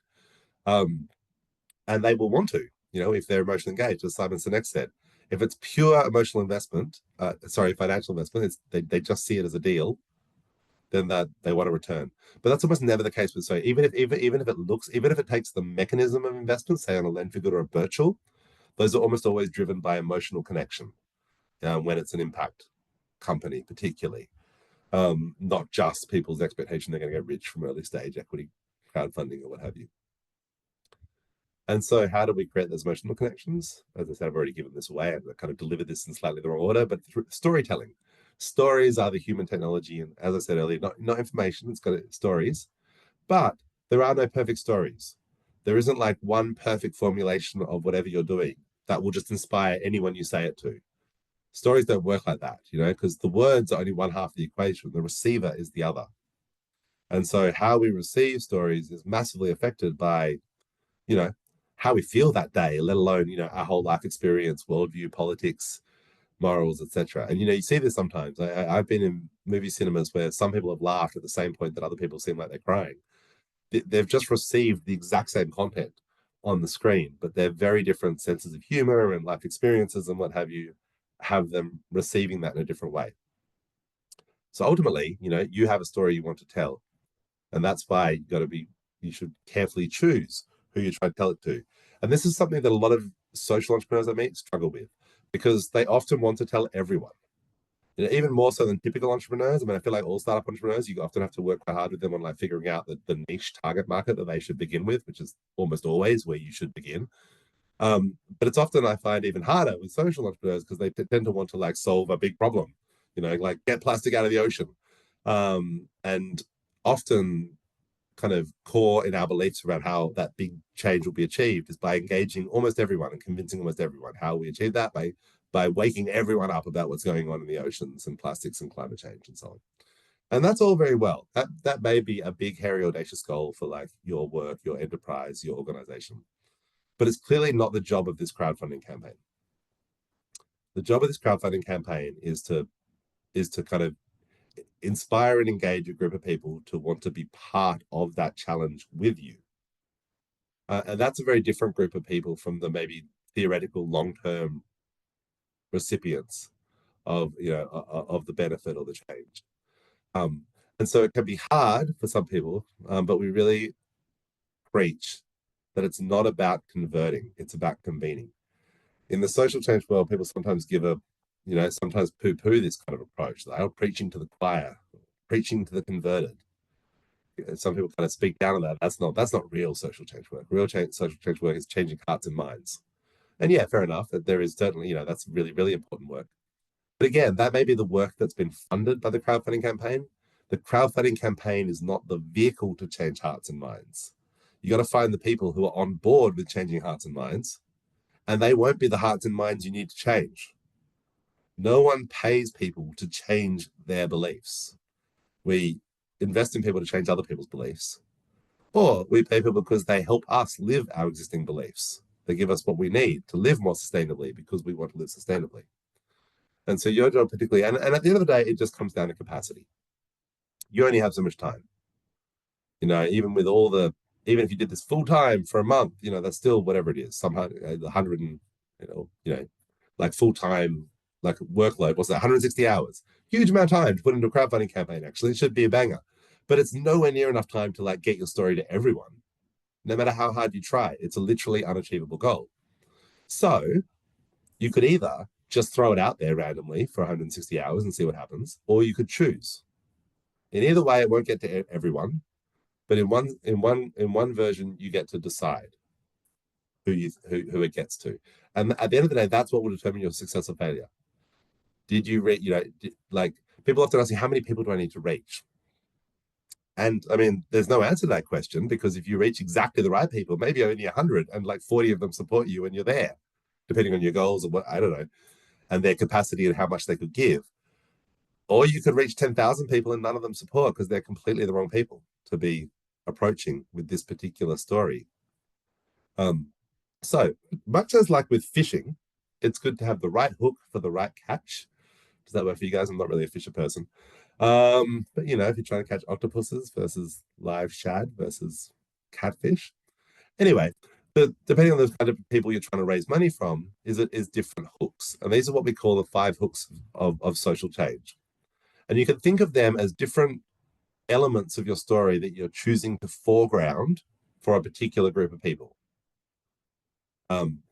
And we think there's 5 key dimensions. And what you're always trying to do is talk to people about something they already care about.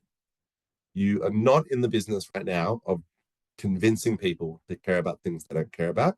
You're in the business of finding people who care about things that are relevant to your campaign in the hope that that will inspire them to want to be part of it.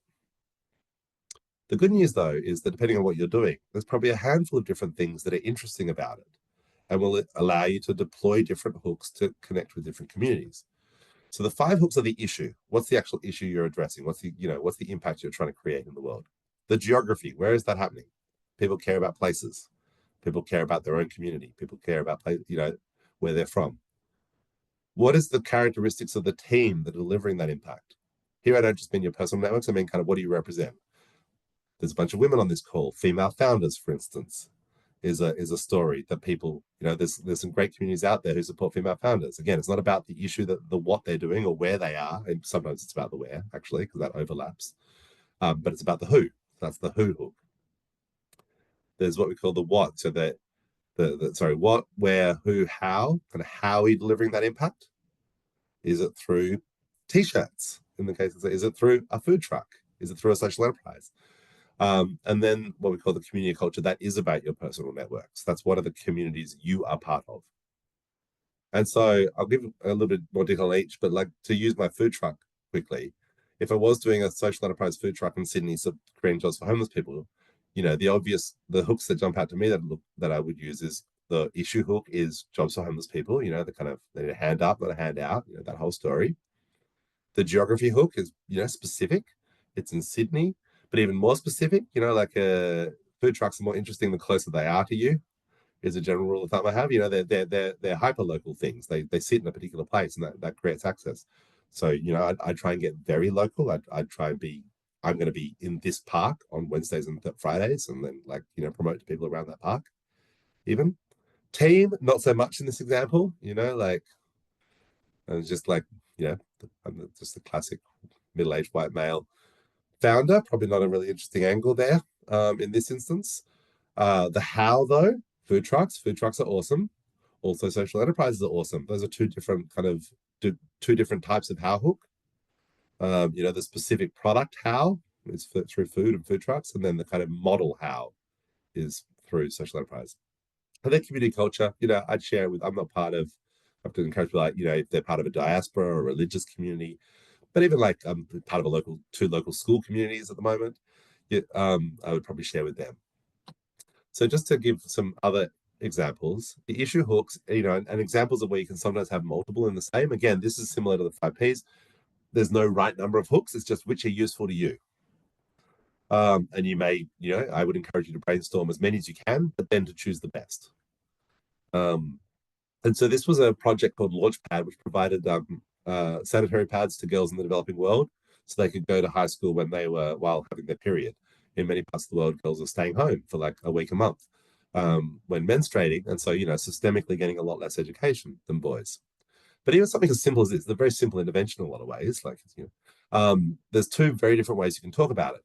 One through the prism of women's rights. What is the issue? In other words, what's the issue hook? One's women's rights and the other is development. So the women's rights hook is, goes something like, do you agree that girls and boys deserve the same amount of education? Just they have the right to be the same. If yes, did you know that in many parts of the world, girls are systemically receiving a quarter less education just because they can't go to school when they're menstruating? We can solve that for just a few cents per girl per day. So very much foregrounding the women's right. They just deserve it. Doesn't matter what happens after that. Just end of story. They deserve that opportunity. The development hook, though, would go something more like, did you know that the most effective way to create development outcomes in a community is investing in girls' education? And our calculations have shown that the biggest ROI we could get in investing in girls' education is ensuring that girls can go to school when they're menstruating. And so for just a few cents. And so there that positions, it's not girls' education as kind of full stop, end of story. It's as a means to create development outcomes. The point is not that one of these is right and the other is wrong. They're both right. They're both completely valid ways of talking about it. The point is to pair the right hook with the right audience. That if you were speaking at the National Organization of Women one day and at a World Bank conference the next day, you'd probably want to lead with the women's rights hook at the National Organization of Women and the development hook, community development hook at the World Bank Conference. The goal is always to meet people where they're at and talk to them about something they care about. Because only by talking to people about something that they already know they care about that you can get that tell me more reaction, which is what we call the first conversion. People have to want to know more before they can get to the point of actually giving you money, normally in the form of clicking through, looking something up, taking some step. The geography hook, people care about places. That's just one of the things that people fundamentally care about. So talk to them about places they care about. This is the one I touched on at the beginning. Gully Gully was the open source mapping project. My mother-in-law found herself in Nepal after the breakup of her first marriage, and that's a big part of why she loved this project. Just because it was connected to Nepal. Did she understand the open source mapping bit? Probably not, and why that was good.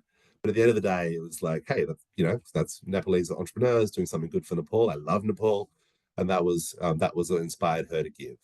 So even with some confusion, I'll admit, around the what, the where was powerful enough for her. For me, my hometown is Fremantle, West Australia, and I've found myself chipping into all sorts of random crowdfunding campaigns in Fremantle that I've derived no direct benefit from many times. Like I remember once the launch of Australia's first urban mushroom farm, Life Cycle, if anyone knows them. They then moved to Melbourne, really letting me down. But growing mushrooms out of coffee grounds in Fremantle, I don't even like mushrooms. They're like my least favorite vegetable, but I still thought it was a cool model, and I was kind of proud that it was launching in Fremantle, and I chipped into them. I funded the development of a mini parklet in Fremantle. I've never been able to visit that parklet. I don't get back there very often, but I thought it was a cool thing.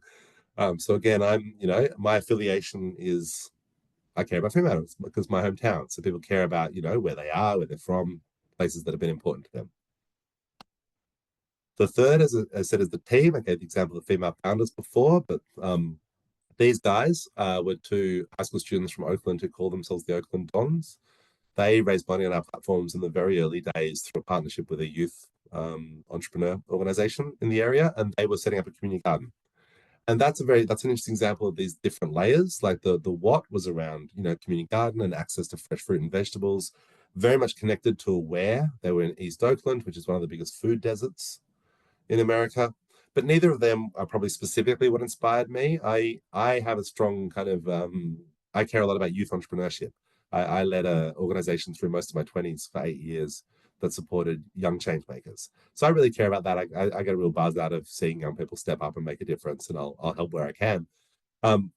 If you can imagine that these guys were not doing a community garden in Oakland, they were, say, teaching English to undocumented immigrants in San Diego, not that far away. But if what you cared about was community gardens, you think they're really cool, then your propensity to support has probably disappeared. If your connection was Oakland, you're from there, your mum lives there, you've been there, it's an important place to you, you studied there, whatever the case might be. Well, that's gone now. They're not in Oakland anymore, they're in San Diego. But my connection to youth entrepreneurship is unaffected. So that hopefully shows you this kind of this layering, this being conscious about these different layers and speaking very directly to the people most likely care about them allows you to kind of unlock those different types of support. And another group that I care a lot about is Indigenous founders as well. So this is Luke, founder of Speargrass Tours in Alice Springs, just as another example. And then the how hook. Now, this is where a lot of good stuff is. This is generally the innovation. This is like, what's the cool thing you're doing? What are you actually launching? This is kind of your theory of change in a way. What is the thing you're doing to actually address that issue? This particular example is a speech therapy app. I'm sorry, guys, I've just realized the time. I am going to need 5 minutes over time. I'm going to try and move fast, but my apologies. I just realized I'm not going to finish on time. I should have realized a little earlier and recalibrated. I've been so in it with you guys. I haven't been looking at the time the whole time. So the how here is mobile technology. The what is helping essentially disadvantaged people with a stutter who can't afford speech therapy, may not be covered by insurance, to still access it. And it's a great example of the right hook to the right audience. A big part of why they succeeded when they crowdfunded with us was they got a lot of traffic directed from the big US tech blog Mashable, who wrote up a story on them. And the reason they wrote a story is because these guys nailed the right hook for them. Press releases are a great example of the power of hooks in a way. The reason most press releases don't work is because they're never read. And the reason they're not read is because the subject line doesn't hook the journalist in. The subject line doesn't make the journalist think, I want to know more about that. And so that's all about again, who's the audience and what's the hook that they care about. And so if these guys had written their issue hook, we're helping poor people with a stutter access the help they need, Mashable wouldn't have written, the Mashable journalists wouldn't have even read that. Like, why are you writing that to me? I'm not a nonprofit. I don't cover the nonprofit sector. Instead, they wrote something like, tech startup disrupting the speech therapy industry or mobile startup. And now you're talking Mashable's language. This is what Mashable cares about: mobile startups, disruption, tech, and it's what their readers care about. And so that's what drove a lot of traffic to these guys. And then finally, the community hook, and we call this kind of the we hook. Are there groups that you're part of the we, and where supporting this project will be kind of an act of identification with the we? You see it a lot in examples like this, which is people who've done a course whipping together to raise money for scholarships to that course. It's how universities raise alumni money in a way. The letters that some I get, some of you I get, it's kind of all a bit like, what it's like to be a student here, pay it forward to, the other students. It's kind of a we UNSW alumni. And it's always an angle that you can use in your promotion as well, because again, it's a reason to care. Like, I've been written up in the UNSW alumni newsletter, like UNSW alumni launches impact investment platform. So again, what is the connection? Why are they writing about it? It's not because it's not because impact investment platforms are their beat. It's because I'm part of that we of UNSW alumni, and it becomes a reason why other people might want to know more. And I think this applies on local levels as well. As I said, like, I'm part of some school WhatsApp communities. If I was launching a social enterprise food truck, I'd definitely share it on one of those WhatsApp groups, because I think just as if someone else did that, I would have a strong, hey, one of us. I used to call it the one of us. If you feel enough of a connection to someone to be like, one of us is launching, ... like one of us, another school parent is launching a social enterprise food truck, I'd be jazzed. And it's kind of that classic local news is like a geography thing, but it's that same dynamic whereby I always remember as a kid, there was a disaster at the Maccabee Games in Israel. I don't know if anyone remembers, which is like the Jewish Olympics, but a bridge fell down and a bunch of people died. But a North Shore man broke his leg, and that led the coverage in the North Shore Times. I never remember going North Shore man breaks leg and bridge collapse, and then reading it more closely, like 11 people died in this thing. Like, I really don't think that's the key lead, but I guess that's the classic, local media got to create the hook into why should I care, because something happened to a North Shore man. One of us broke a leg in this bridge collapse. So I thought I might do a little bit more interactive stuff here, brainstorming with you guys, but I'm sorry I haven't left enough time for that. But it's worth just thinking about those different elements. I was going to invite you to have a brainstorm, and I'm just going to talk through one more as an example of kind of unlocking that. This is a nonprofit example called Gear Up for Change. It works with women who were recently incarcerated and often drug addicted and outside in Philadelphia, and takes them on long rides, essentially, and they graduate when they can ride 100 miles. And so I often ask people, what are the hooks in terms of putting this out there? And I think one of the things I often notice for people is that their minds go too broad. Often is that they think like women is a hook, health and fitness. Like, yeah, I mean, health and fitness is a bit of a hook, but it's also like very broad and so on. And so, kind of in some ways, the more specific, I encourage you to get more specific, but also to try and think of more of them, to try and end up with a handful of very specific hooks rather than one broad one. Like, I'm targeting women who care about health and fitness. I mean, I think that's far too broad, and most of them are not going to care about these particular women who were recently in drug addicted and in prison. So the kinds of specific ones are on the issue side. There might be something about recidivism, the particular conversation about how you keep people out of prison. That's very niche, and it won't be enough on its own. But obviously, you want to hit that community of people who are having that conversation in a very specific way around, we've discovered that this. The other one that I often want people to get to is cyclists. This is essentially like, we change people's lives by introducing them to cycling. Other organizations do things like work skills and employment skills and how to eat better. We pay people cycling, and it turns out it changes their lives. And for a lot of cyclists, they're like, hell yeah, it does. Of course it does. And so again, that's how you end up. That's the practice of getting new people in. It's not by saying to them, you should care about these disadvantaged.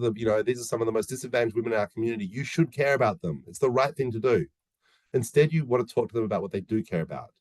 Do you think the bikes are a cool way to change people's lives? Us too. Check out what we're doing.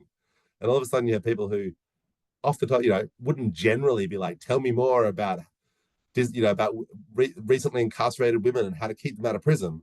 I was suddenly like, tell me more about how you're using bikes to change lives. Now we're, And so that's the trick of getting people jazzed. It's more specific, trying to hit more more specific people around a specific dimension of what you're doing, but think more laterally about what those different dimensions are. As I said, even with my food truck, not just geography like food truck in Sydney, but I would try and actually identify like 5 places, and I'd need the permission. This is the pre-work you often have to do. I'd try and figure out exactly where exactly is my food truck going to be day by day. And then I would run focus campaigns. Like I would try and get to the building manager of particular buildings and be like, my section of my food truck's going to be across the road on Wednesdays. Can I tell your staff about it? And again, that hyper specific across the road on Wednesdays is going to probably resonate more than in Sydney. Because like in Sydney can mean anything. Like if you're out in Lidcombe, like that's nice, but I'm never going to see it.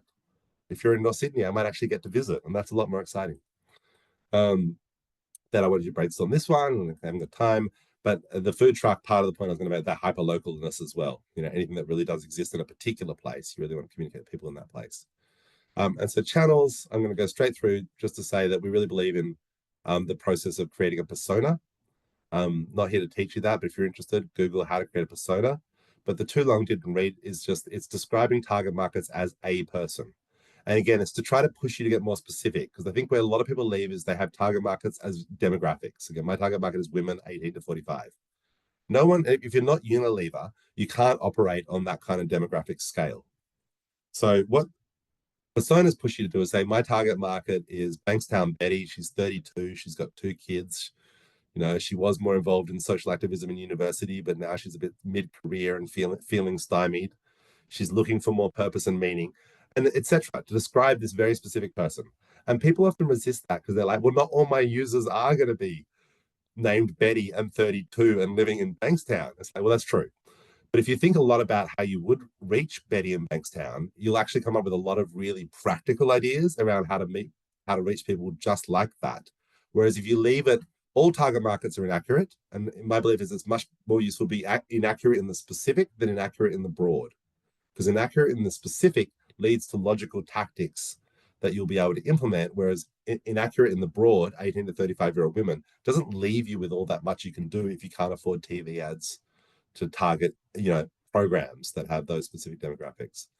And so courage, I'll just leave you with, I'm confident in all of you that you have this, but one of my favorite quotes on courage, just leave it, from Brene Brown, I'm a huge fan of, who said, you can choose courage or you can choose comfort, but you can't have both. And I think definitionally, comfort is the opposite of the entrepreneurial journey. And it's also the opposite of the change maker journey. I think entrepreneurs don't choose comfort because we're, you know, trying something hard, but also to actually commit to making a difference is not to be comfortable. You know, like comfortable is, by definition, none of you are comfortable with the status quo, I'm guessing, or else you wouldn't be putting the time and effort you're putting into changing something. So change making, I think, always comes from a discomfort with the way things are. Like whether that's a personal discomfort, like like I need this thing, so I'm going to have to launch it. I've done things for that before, like, you know, they're eating your own dog food, or a discomfort living in a world where certain things are the way they are and they need to change. So I think that if you're going to be a change maker or an entrepreneur, so certainly if you're going to be a social entrepreneur, we have to choose courage because comfort isn't an option. So if there's anything we can do to help you, we'd love to do that. Our whole model at Start Some Good these days, as you might know, is about helping people map out, you know, help people develop their crowdfunding campaigns and strategy, not just access to the tools. The tools are all pretty similar. You guys now have access to our platform because this is kind of the minimum level is paying for coming to one of these. There on the left, the webinar. But if you did want more help, this is not easy to ingest. I know there's probably an easier version on the website you can check out. But if you want more help going forward, there's a whole range of levels where you get more live support and feedback all the way through to like, we'll draft your campaign and map out, we'll interview you and then turn that into a crowdfunding campaign and outreach strategy, or anything in between. So hopefully we'll have the chance to support you guys on your fundraising and launch journeys soon. But if not with us, I hope that whatever your next steps are, that you're really successful with that. And thank you for all you're doing to make a better world. Sorry, I've kept you past our finish time tonight as well. My apologies. You're all very welcome to go now. This is officially finished. I'll stop the recording. But if anyone does have any burning questions, I'm happy to stay for a few more minutes and just clarify anything that's on your mind. I just want to say thanks, Tom, for this, and